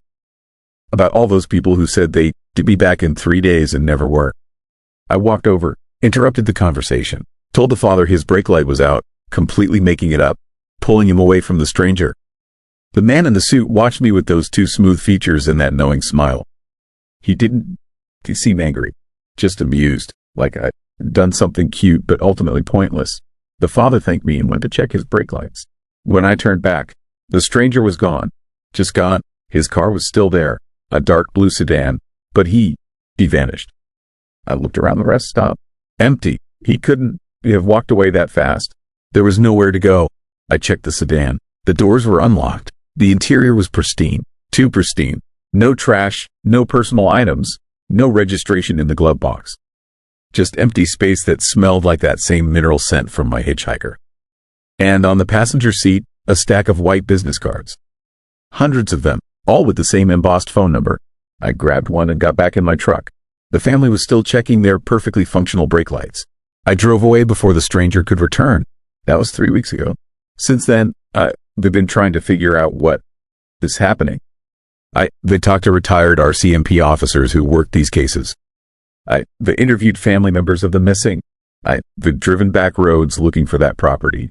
Whatever it is, where these people are taken.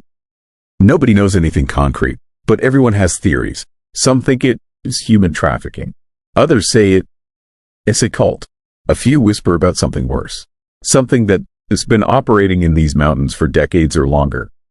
Something that needs people, uses them somehow, and then discards them where they'll never be found. I found something else too. Old newspaper archives from the 1950s and 60s. Stories about similar disappearances. A man offering logging work.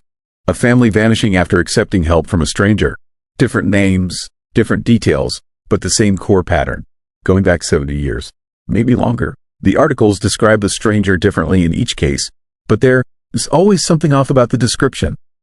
Too handsome, too well-dressed, too friendly, like whoever just writing the article can to quite capture what makes the person wrong. I think whatever this is, it's been happening for a very long time.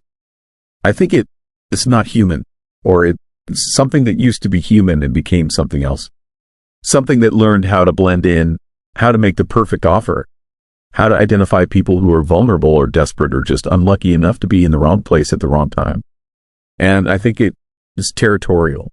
It operates in a specific region, northern British Columbia, the interior, the mountain corridors where people can disappear easily and searches can go on for months without finding anything.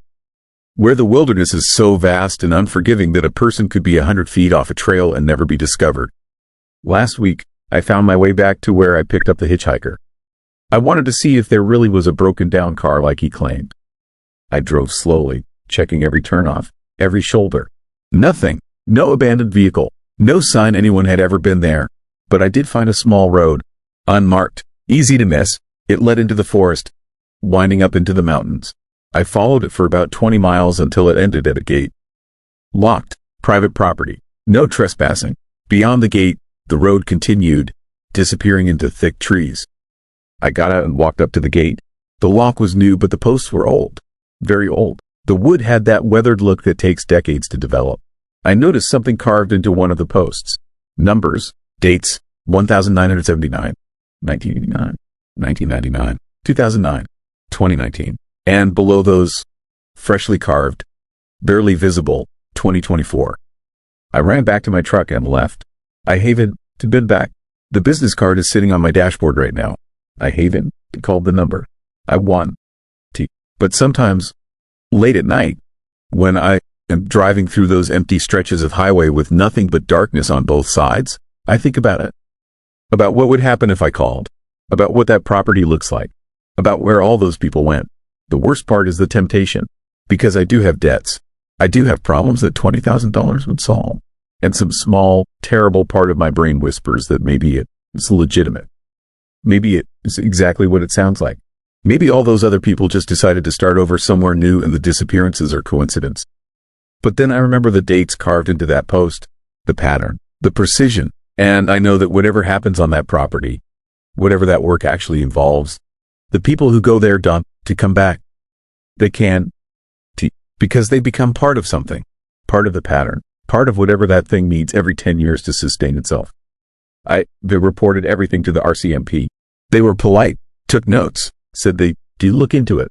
But I could see in their eyes they thought I was another conspiracy theorist connecting dots that aren't there. Maybe they rewrite. Maybe I'm losing it after too many years on the road, too much time alone with my thoughts. But I don't think so. I think something is hunting in these mountains. Something patient. Something that only needs to feed once every decade or so. Something that has perfected the art of making people disappear. The Jack family is still out there somewhere. Or what is left of them, along with all the others. Maybe they reburied on that property beyond the locked gate. Maybe they something worse. Maybe they still working, digging, building whatever it is that thing needs them to build. Forever, I'll never know. Because I'll never call that number. I'll never accept that offer. And I'm telling you this story so you want either. If you ever in northern British Columbia and someone approaches you with an opportunity that sounds too good to be true, it is. If someone offers you quick money for remote work, say no. If a well-dressed stranger appears where no well-dressed stranger should be, drive away. Don, to be polite. Don, to be curious. Don, do you think you'll be smart enough to handle it or that it'll all be different for you? Just go. Because the thing about the Jack family that haunts me most, ISN, that they disappeared. It is that Ronnie waved to his neighbor. He smiled. He seemed happy, like he thought he was making a good decision for his family. Like he believed everything would be fine. And maybe in those last moments before whatever happened to them happened, he still believed it. Maybe that is part of how it works. Maybe it makes you believe right up until the end. I still drive these routes. I still pass through Prince George. But now I watch for them. The well-dressed strangers, the too perfect offers, the people standing in places they shouldn't to be. And I see them more often than I do, like always in remote areas, always approaching someone alone or vulnerable, always smiling. The pattern continues, the cycle repeats, and there, There's nothing I can do to stop it except tell this story and hope someone listens. So here, this is what I need to know. If you were offered $20,000 for 3 days of work, no questions asked, would you take it? Would you trust a stranger in a suit who appeared out of nowhere? Would you risk everything on what seems like the opportunity of a lifetime? Tell me in the comments, because I need to know if the crazy one here, or if everyone else would see the same red flags I did. Would you wave goodbye to your neighbor and climb into that van? Or would you trust your gut and walk away from the money? Think carefully before you answer, because somewhere in northern BC, beyond a locked gate on an unmarked road, there is a property where the work never ends and the workers never leave. And every 10 years, it needs new hands. The next offering ISN due until 2034. But sometimes, the pattern accelerates. Sometimes it gets hungry early. And that card is still on my dashboard. That number burned into my memory, just in case I ever get desperate enough to call.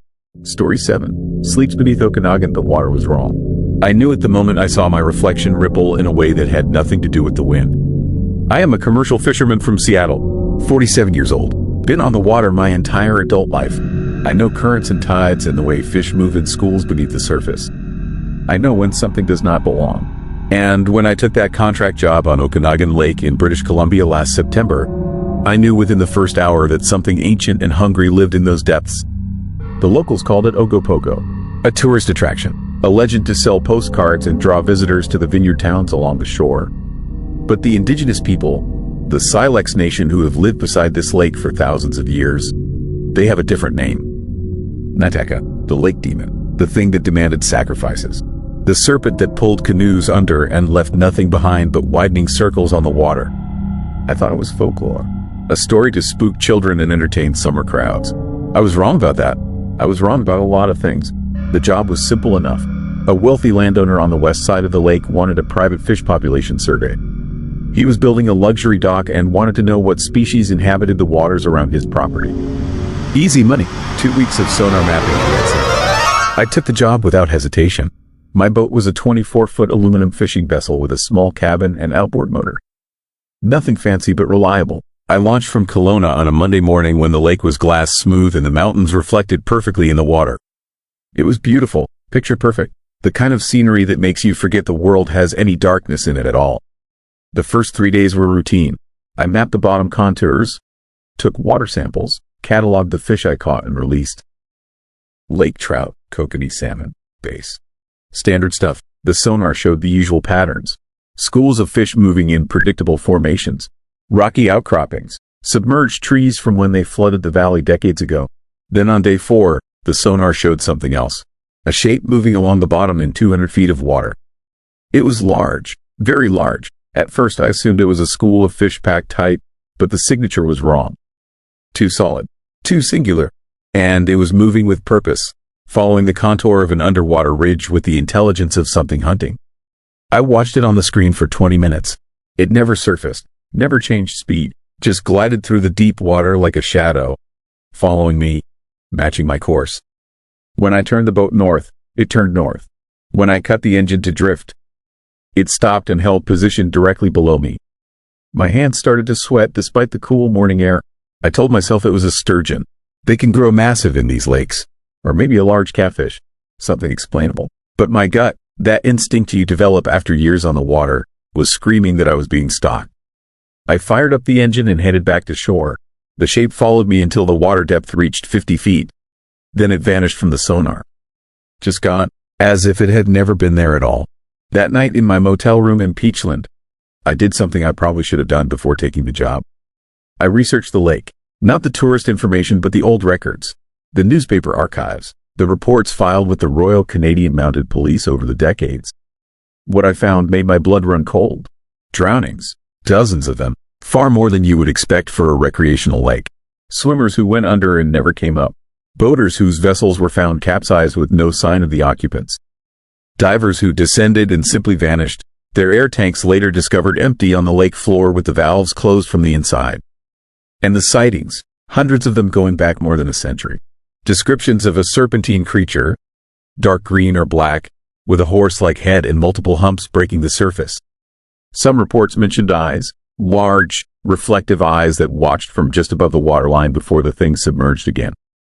The Silex elders, in interviews from the 1970s, spoke about Naitaka with fear that transcended cultural storytelling. They described it as a demon, not an animal, something that chose its victims, something that could sense when people came to the lake with disrespect or greed in their hearts.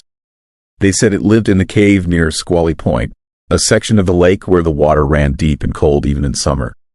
I almost quit right there, almost packed my gear and drove back across the border, but I needed the money. My daughter's college tuition was due, and I had already spent the advance. So I convinced myself it was all coincidence and superstition. I convinced myself that whatever I had seen on the sonar was explainable. I went back out on day 5. The lake was choppy, whitecaps rolling across the surface under a gray sky. I positioned the boat over the deepest part of the survey area, nearly 300 feet down, and dropped my sampling net. That was when I felt it, a vibration through the hull, a deep, subsonic pulse that made my teeth ache and my vision blur at the edges. It came in waves, rhythmic, like a heartbeat amplified through water and metal. The coffee in my cup rippled with each pulse. The instruments on the console flickered. I looked at the sonar. The screen showed something rising from the bottom, fast. The shape was immense, easily 40 feet long, moving straight up toward my boat with shocking speed. I had maybe 10 seconds. I grabbed the wheel and gunned the throttle.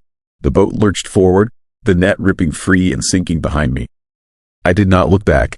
I kept my eyes forward and pushed the engine to its limit, the bow lifting as I raced toward shallow water. The pulsing stopped. The sonar went blank, and for a moment I thought I had imagined the whole thing. Then I saw the wake behind me, a surge of water rising in a long, serpentine line, as if something massive was just beneath the surface, following, gaining. I made it to 30 feet of depth before the engine died. Just cut out completely, as if someone had flipped a switch. The boat drifted, momentum carrying it toward shore but not fast enough. I turned and looked back at the deep water. It surfaced, not all of it, just a portion, a hump of dark, glistening flesh that rose from the lake like a small island. The skin was scaled but not like a fish, more like a reptile or something older, prehistoric, segments of a body that seemed to go on and on beneath the surface. And at the front, partially submerged, a head. The head rose slowly, water streaming off in sheets.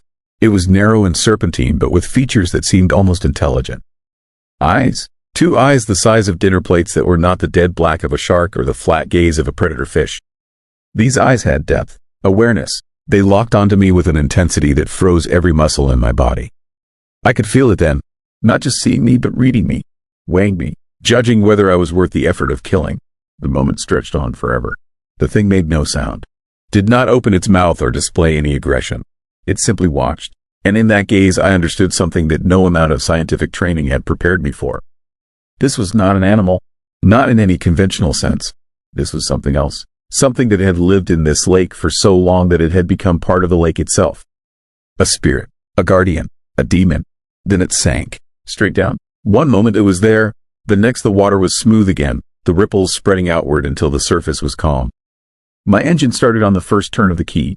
I motored to shore and beached the boat on the rocky shoreline. I sat there shaking for an hour. When I finally had the strength to move, I walked to the nearest house and asked to use their phone. I called the landowner and told him I was done. Equipment failure. I made up something about a cracked hull. He was angry, but I did not care. I loaded my gear and drove south without stopping. But here's the thing that still keeps me awake at night. Before I left, I went to the small museum in Kelowna. They have a display about Ogopogo, mostly tongue-in-cheek, with plaster models and old photographs that are too blurry to show anything definitive. But in the back, in a glass case that most tourists skip, there is a collection of indigenous artifacts from the Silex people. One item caught my eye, a carved wooden mask, weathered and ancient. The placard said it was used in ceremonies to appease Naitaka. The mask depicted a serpent face with large, knowing eyes.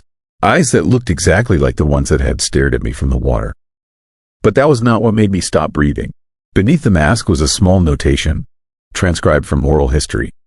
It said that Naitaka only revealed itself to those it intended to claim. That seeing the lake demon was a mark, a warning, that the creature would remember you and wait until you returned to the water.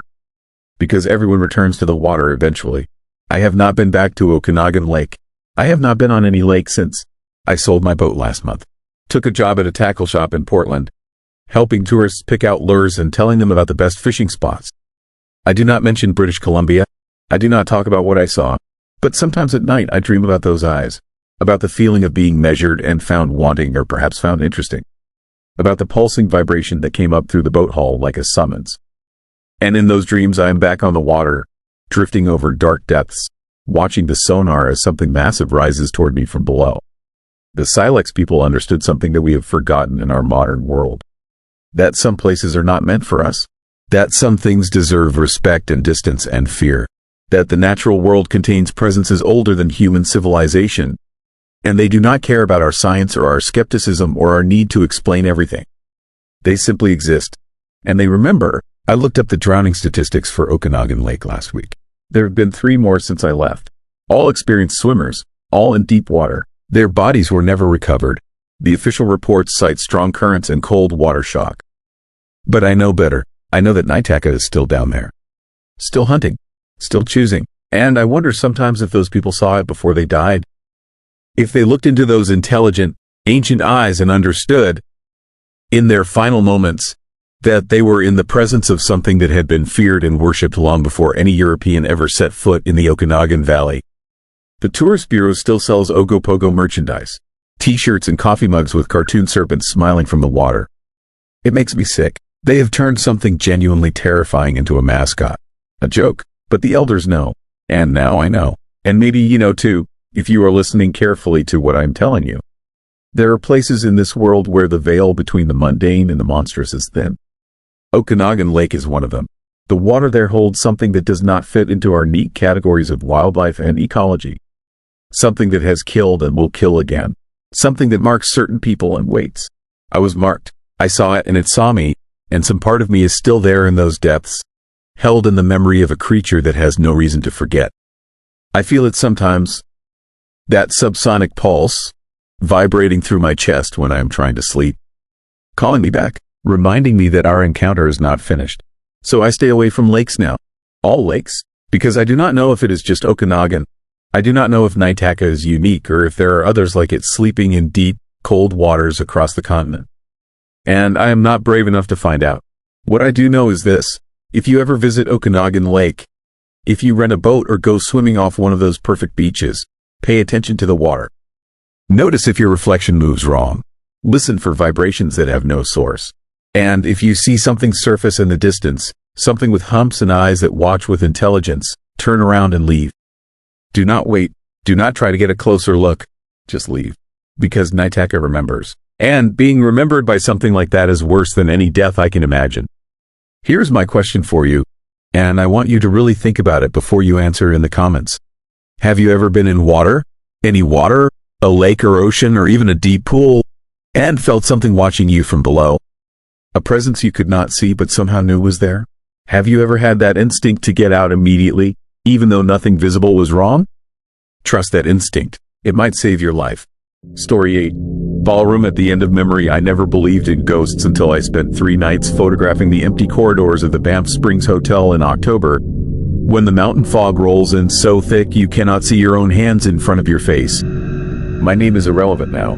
What matters is what I found in that hotel, and what found me. I was a freelance photographer specializing in architectural shots for travel magazines. The kind of work that pays just enough to keep you moving from one historic location to another. The Banff Springs assignment seemed perfect. Shoot the grand lobby, the mountain views, the ornate ballrooms during the off-season when guests were scarce.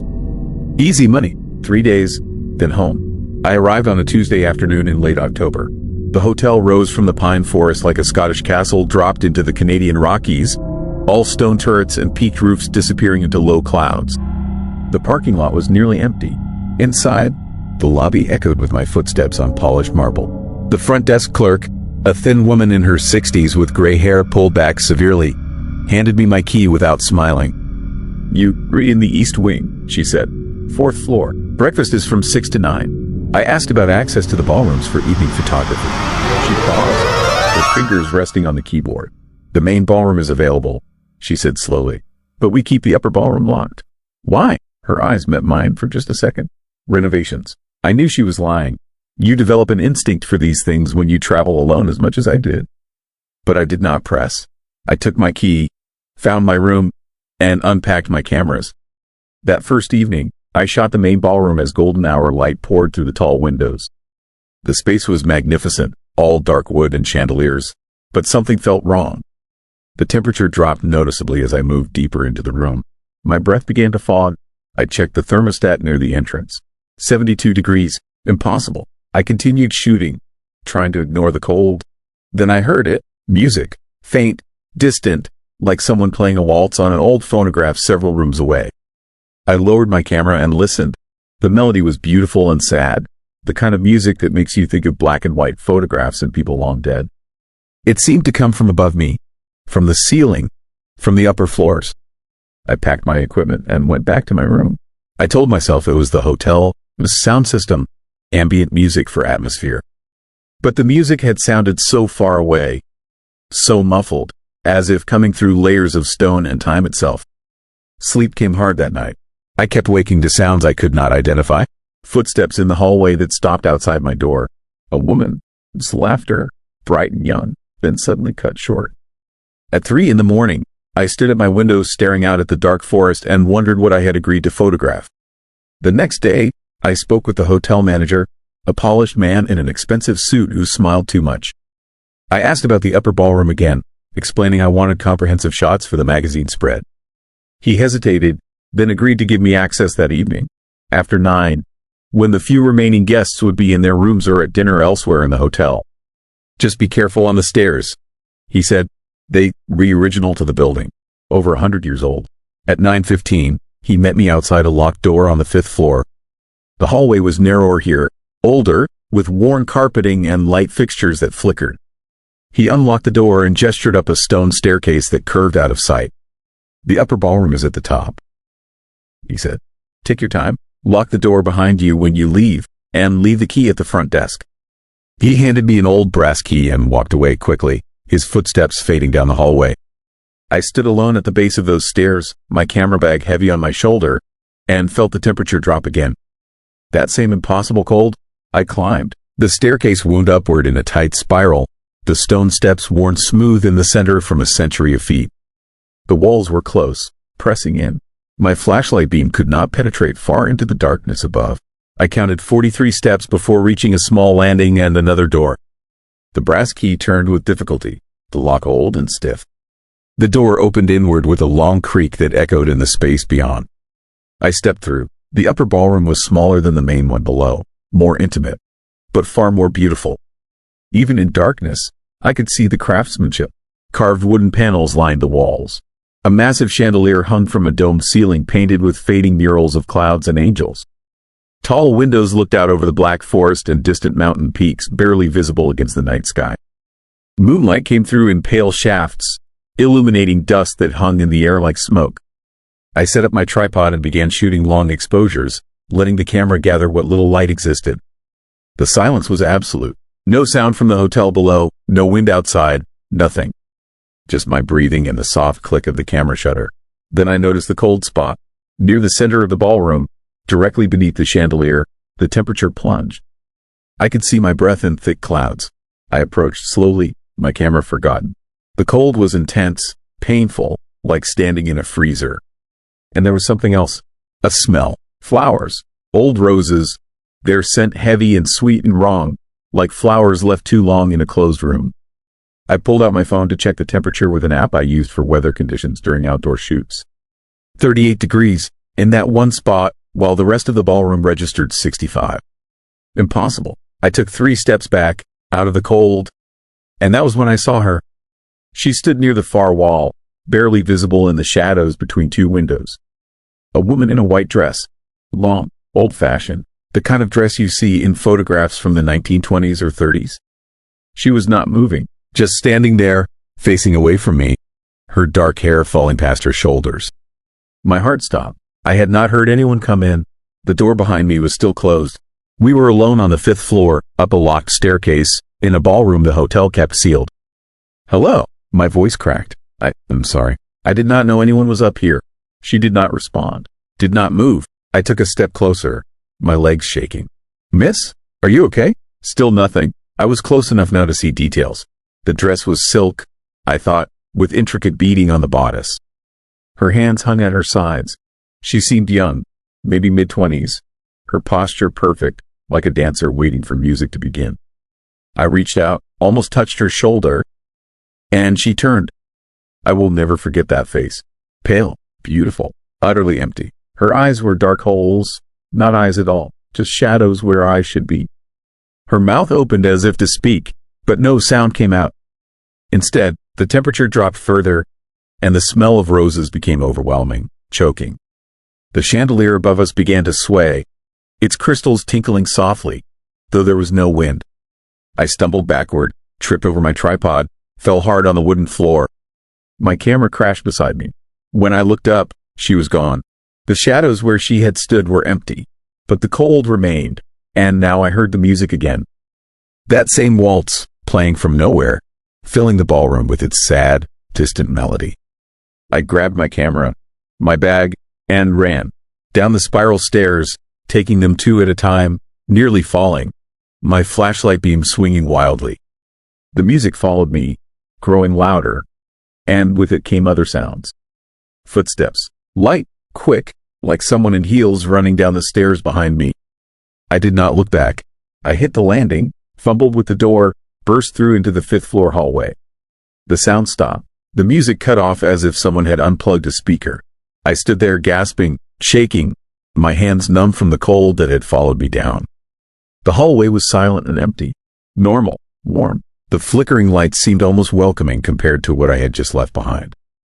I went straight to my room, locked the door, and sat on the bed trying to process what I had seen.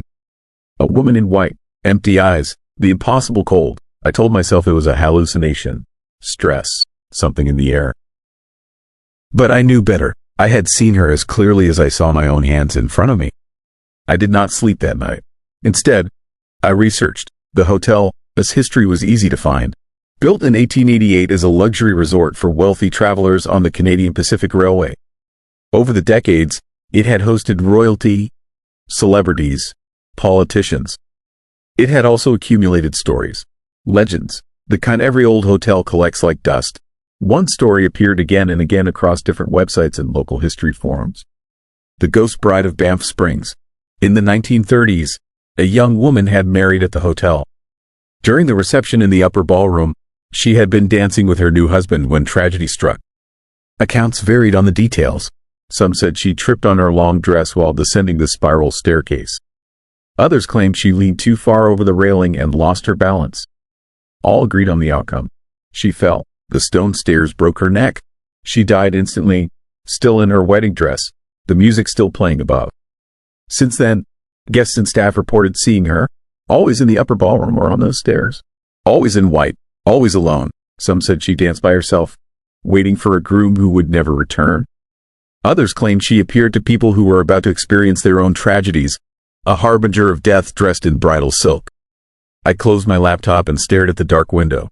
The forest outside was invisible in the night. I thought about leaving, driving back to Calgary, abandoning the assignment. But something stopped me. Maybe it was pride, maybe curiosity, maybe the simple fact that I needed the money this job would bring.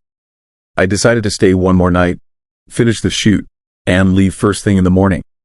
The next evening, I returned to the main ballroom.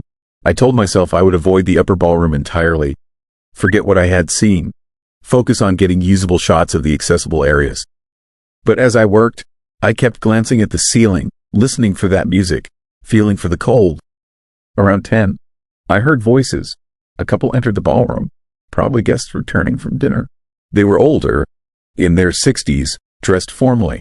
They walked to the center of the room, to that same cold spot I had felt before, and began to dance. No music played, but they moved together in a slow waltz, the man leading, the woman following, both of them smiling. I watched from behind my camera. They seemed happy, lost in their own world. But as they turned, passing through that cold spot, the woman's smile faded. She stopped moving. Her husband looked at her, concerned, but she was staring past him at something I could not see. "Do you feel that?" she said, her voice carrying in the empty ballroom. "It is freezing." Her husband frowned. "It feels fine to me." "No," she insisted. pulling away from him. It's cold. And do you smell that? Flowers? He shook his head. They left shortly after, the woman glancing back over her shoulder with an expression I recognized. Fear mixed with confusion. She had felt it too. Whatever haunted this place was not just in my imagination. I packed up early and went back to my room. But I could not stop thinking about the upper ballroom, about the woman in white, about the unfinished assignment. The magazine needed shots of that space. It was in the contract. And despite everything, part of me wanted to go back, needed to understand what I had witnessed. At midnight, I made my decision.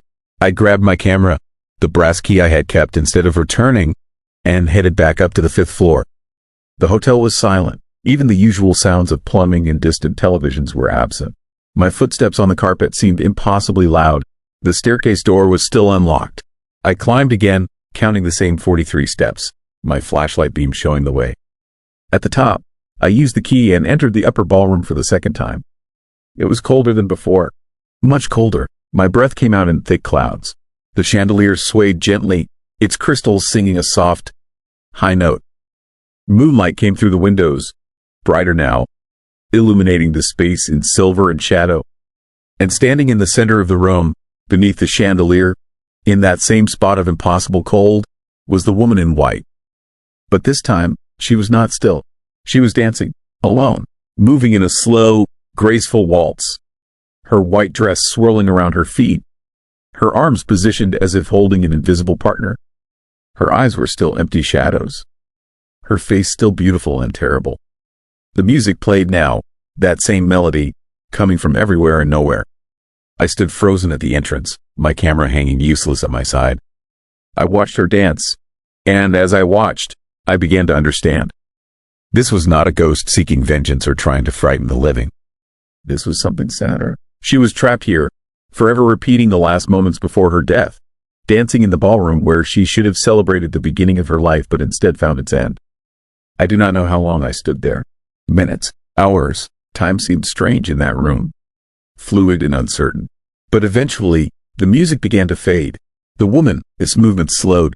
She turned toward me, her empty eyes somehow finding mine across the darkness, and I felt a wave of overwhelming sadness wash over me. Not my sadness, hers, a century of grief and loneliness and waiting for something that would never come. Then she was gone, simply not there anymore. The music stopped, the chandelier settled, the cold remained but began slowly dissipating. I was alone in an empty ballroom at midnight in a hotel in the Canadian Rockies, and I knew with absolute certainty that I had witnessed something impossible and real. I took one photograph, just one. I set up my camera on the tripod, pointed it at the spot where she had danced, and triggered a 30-second exposure. When I reviewed the image on the screen, my hands were shaking so badly I nearly dropped the camera. The photograph showed the empty ballroom, the chandelier, the windows, the moonlight, but in the center, faint and translucent, almost invisible, was the outline of a woman in white. Her arms were positioned in a waltz. Her face was turned toward the camera, toward me. And though the details were unclear, though it could have been a trick of light or a flaw in the exposure, I knew it was her. I left the hotel before dawn. I did not check out properly, did not stop at the front desk, just threw my bags in the car and drove. The magazine got the shots they wanted from the main ballroom and the exterior. I never told them about the upper ballroom or what I had seen there. I never showed anyone that last photograph. But sometimes, late at night when I cannot sleep, I pull it up on my computer and stare at that translucent figure. I wonder if she is still there, still dancing, still waiting. I wonder if she knows that people remember her, that her story has become legend, that she is not forgotten even though everyone who knew her in life has been dead for decades. The Banff Springs Hotel still stands in the mountains of Alberta. Guests still come and go, enjoying the luxury and the views. The upper ballroom has been renovated now, I have heard, open to the public. But I will never go back. Some places hold on to their dead too tightly. Some tragedies echo for so long they become part of the walls themselves. I do not know if ghosts are real in the way we usually think of them. But I know what I saw. I know what I felt. And I know that on certain October nights, when the fog rolls in thick and the mountains disappear and the hotel creaks with age and memory, there is music playing in an empty ballroom on the 5th floor. A sad waltz for a bride who fell on her wedding day and has been dancing alone ever since. So let me ask you this, And I want you to think carefully before you answer. If you stayed at the Banff Springs Hotel, would you ask to see the upper ballroom? Would you climb those 43 stairs? Would you stand in that cold spot and wait to see if she appears? Or would you keep your distance from places where the past refuses to die, where love and tragedy and death have tangled together so completely that they can never be separated? Write your answer in the comments. Tell me what you would do, because I need to know if I was a coward for running, or if running was the only sane choice I could have made. Story 9. Town that killed itself. I found Fort Kent 3 months ago, and the town has been following me ever since. Let me be clear about something right from the start. Fort Kent is not supposed to exist anymore. According to every historical record, every map, every database I could find, it was abandoned in 1891 after a plague outbreak killed most of the population. The survivors scattered. The buildings rotted. Nature reclaimed it. End of story. But I stood in the middle of Main Street last September, surrounded by intact buildings, and I know what I saw. More importantly, I know what saw me. My name is Andrew Marshall. I am a documentary filmmaker from Seattle, specializing in forgotten American history. I'd been working on a project about ghost towns along the Canadian border when I came across a reference to Fort Kent in an old journal. The entry was brief. A trading post established in 1867 in northern Alberta. Population peaked at around 200. Then, in the winter of 1891, something happened. The journal didn't specify what, just said the town went silent. When authorities finally reached it that spring, they found nobody. No bodies, no signs of struggle, no explanation. Just empty buildings and unsettling stillness. The story intrigued me. I started researching, found almost nothing. A few scattered references in territorial records. A mention in a newspaper from Edmonton about a failed rescue mission. But no details, no survivor accounts, no graves. It was like someone had deliberately scrubbed Fort Kent from history. That kind of absence usually means there is a story worth telling.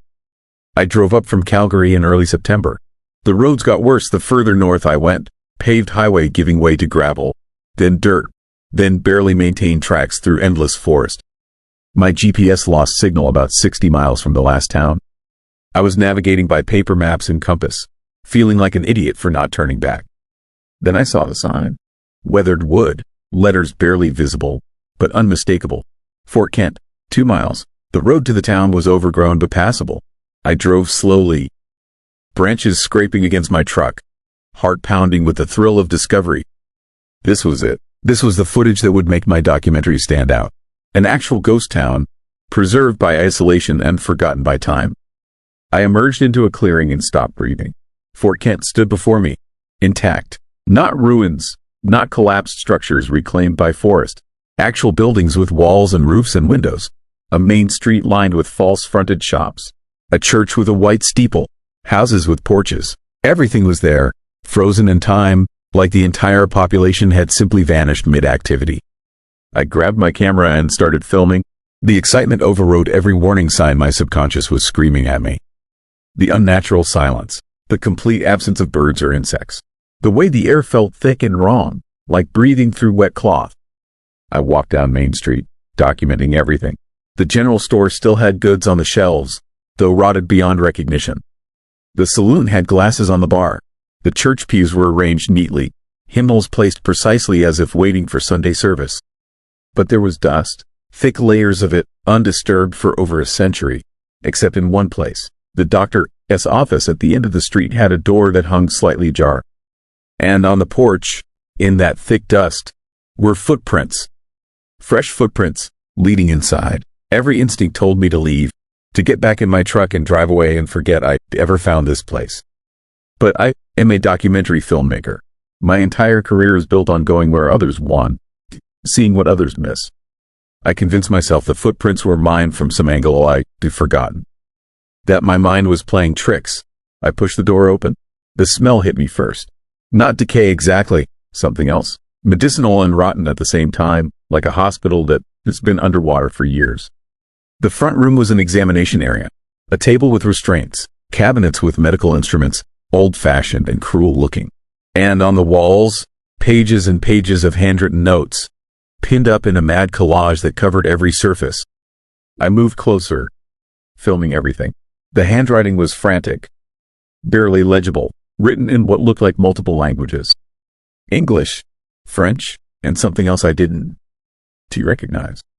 Symbols and diagrams mixed with words, but certain phrases stood out, repeated over and over. The hunger cannot be satisfied. It speaks through me now. I am the cure and the disease. They must be saved from themselves. At the bottom of one page, dated March 1891, a final entry. Tonight I complete the work. The town will be cleansed. The hunger will sleep. God forgive me for what I had become. My hands were shaking. I recognized this from my research. Dr. Samuel Whitmore, Fort Kent, its only physician. He arrived in 1889. Well educated. Respected. Then the plague hit in late 1890. Typhoid or cholera. Records weren't clear.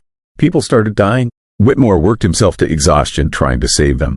And somewhere in that desperation, according to the legend, he turned to something darker. Something that promised him the power to heal. The Wendigo. I don't believe in supernatural explanations. I am a rational person, but standing in that office, surrounded by the ravings of a man who clearly lost his mind, I felt something. A presence, a weight in the air that made my chest tight and my thoughts sluggish.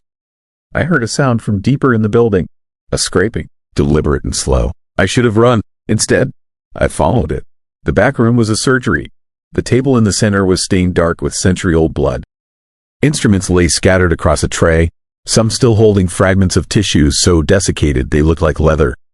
And on the far wall, a door leading down to a basement or cellar. The scraping sound came from below. I started down the stairs before my rational mind could stop me. Each step creaked under my weight. The smell grew stronger.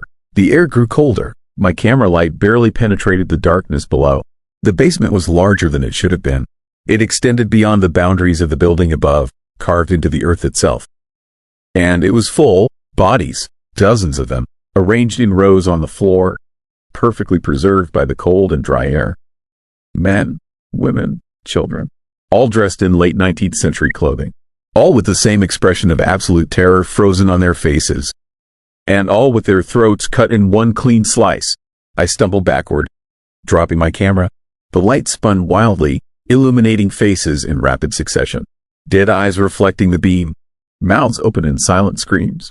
That is when I saw him, standing in the corner, partially obscured by shadow, a tall figure in a doctor's coat, watching me.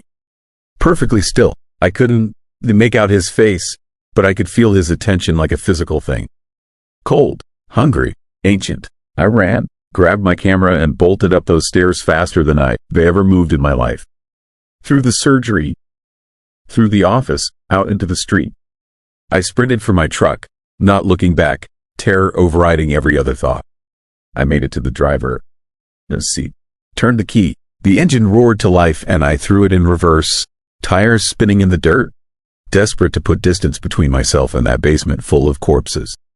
As I backed away, I looked at the doctor's office one last time.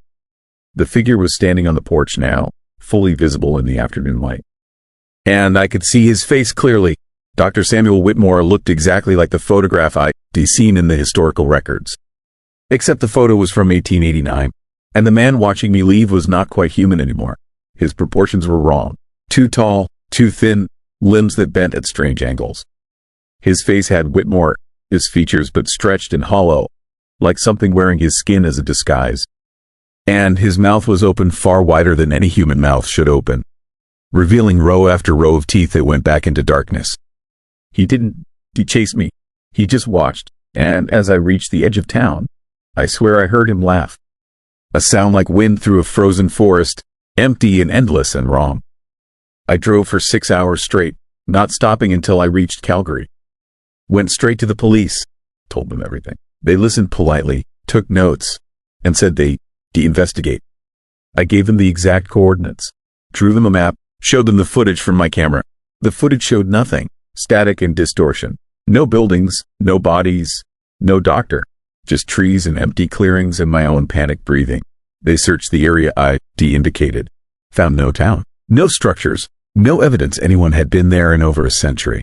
They suggested I'd gotten disoriented, maybe experienced altitude sickness or dehydration. That I had some kind of episode.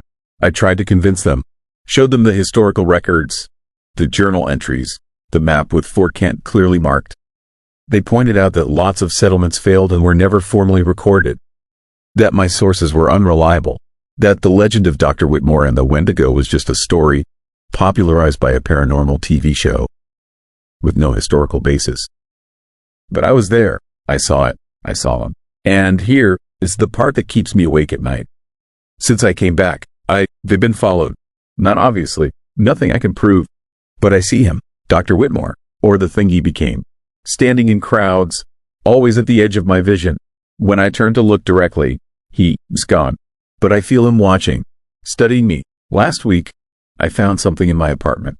I'd been out for groceries, gone maybe an hour. When I came back, there was a page on my desk. Old paper, yellow with age, covered in that same frantic handwriting from the doctor's office. It said, "You witnessed. You cannot unknow. The hunger follows those who see." I burned it immediately, but more keep appearing. In my car, in my mailbox, slipped under my door. Always the same handwriting, always variations on the same message. That I'd been marked. That I am part of it now. That the hunger needs to be fed. I tried researching Wendigo legends, trying to understand what I'm dealing with. The stories are consistent across different indigenous cultures. A spirit of insatiable hunger that possesses humans, usually during times of extreme starvation or desperation. Once possessed, the victim becomes something else. Something that hungers eternally, that can never be satisfied, that spreads its curse to others. Dr. Whitmore made a deal with something during that plague winter. Something that promised him the power to save his town. But the cure was worse than the disease. The hunger consumed him first, then drove him to consume everyone else. The massacre in that basement wasn't murder. It was feeding, and whatever he became is still there, trapped in Fort Kent, sustained by the horror of what he did. But now they connected to it. By witnessing, by documenting, by trying to expose the truth. They created a link. And it is using that link to reach out, to follow me, to make me part of the pattern. I'm planning to go back. I know that sounds insane, but I need answers. I need to understand what I saw and what it wants from me. I need to know if Fort Kent is even real or if I am losing my mind. Because the alternative is living the rest of my life looking over my shoulder, finding those notes, seeing that figure at the edge of my vision. If I die, to come back, if something happens to me, this recording will serve as evidence. Fort Kent exists, Dr. Samuel Whitmore exists, and the hunger that consumed that town in 1891 is still active, still searching for witnesses, still trying to spread. I leave tomorrow morning. I loaded my truck with supplies, equipment, weapons that probably won to work against whatever that thing is. Part of me knows I won to return, that I am driving north to become another victim of Fort Kent, this curse. But I can live like this. I can spend my life running from something that is already inside my head. The worst part I sent to the fear. It's the hunger. I started feeling it. Not for food exactly, for something else. A hollow ache in my chest that grows stronger every day. An emptiness that whispers it can only be filled one way. And I am terrified that when I reach Fort Kent, when I see Dr. Whitmore again, I'll finally understand what he became.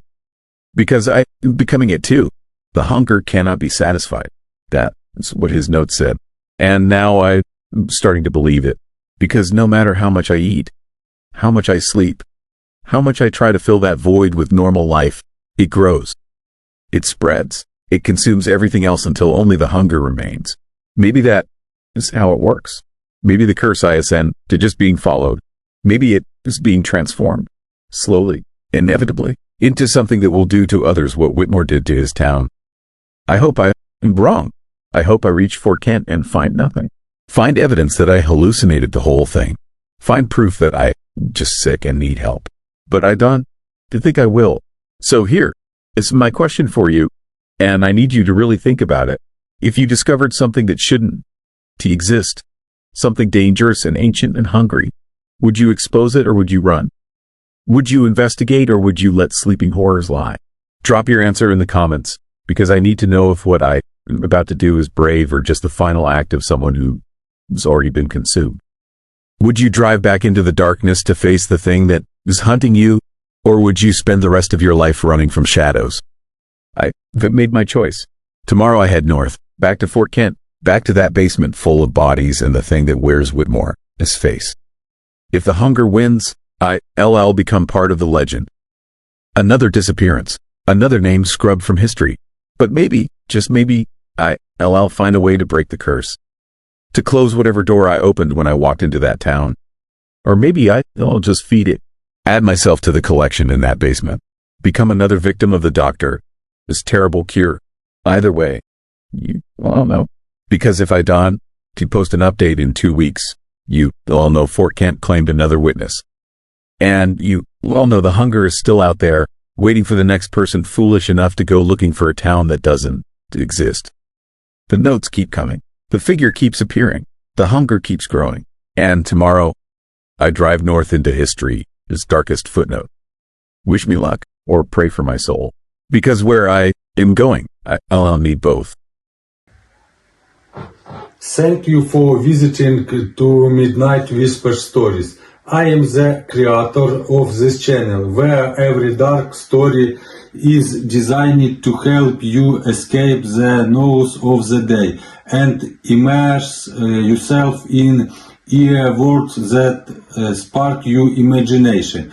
I write every script, design every image, hear voice actors to bring my stories to life, and edit everything myself. So sit back, relax, and let the whispers of the night guide you.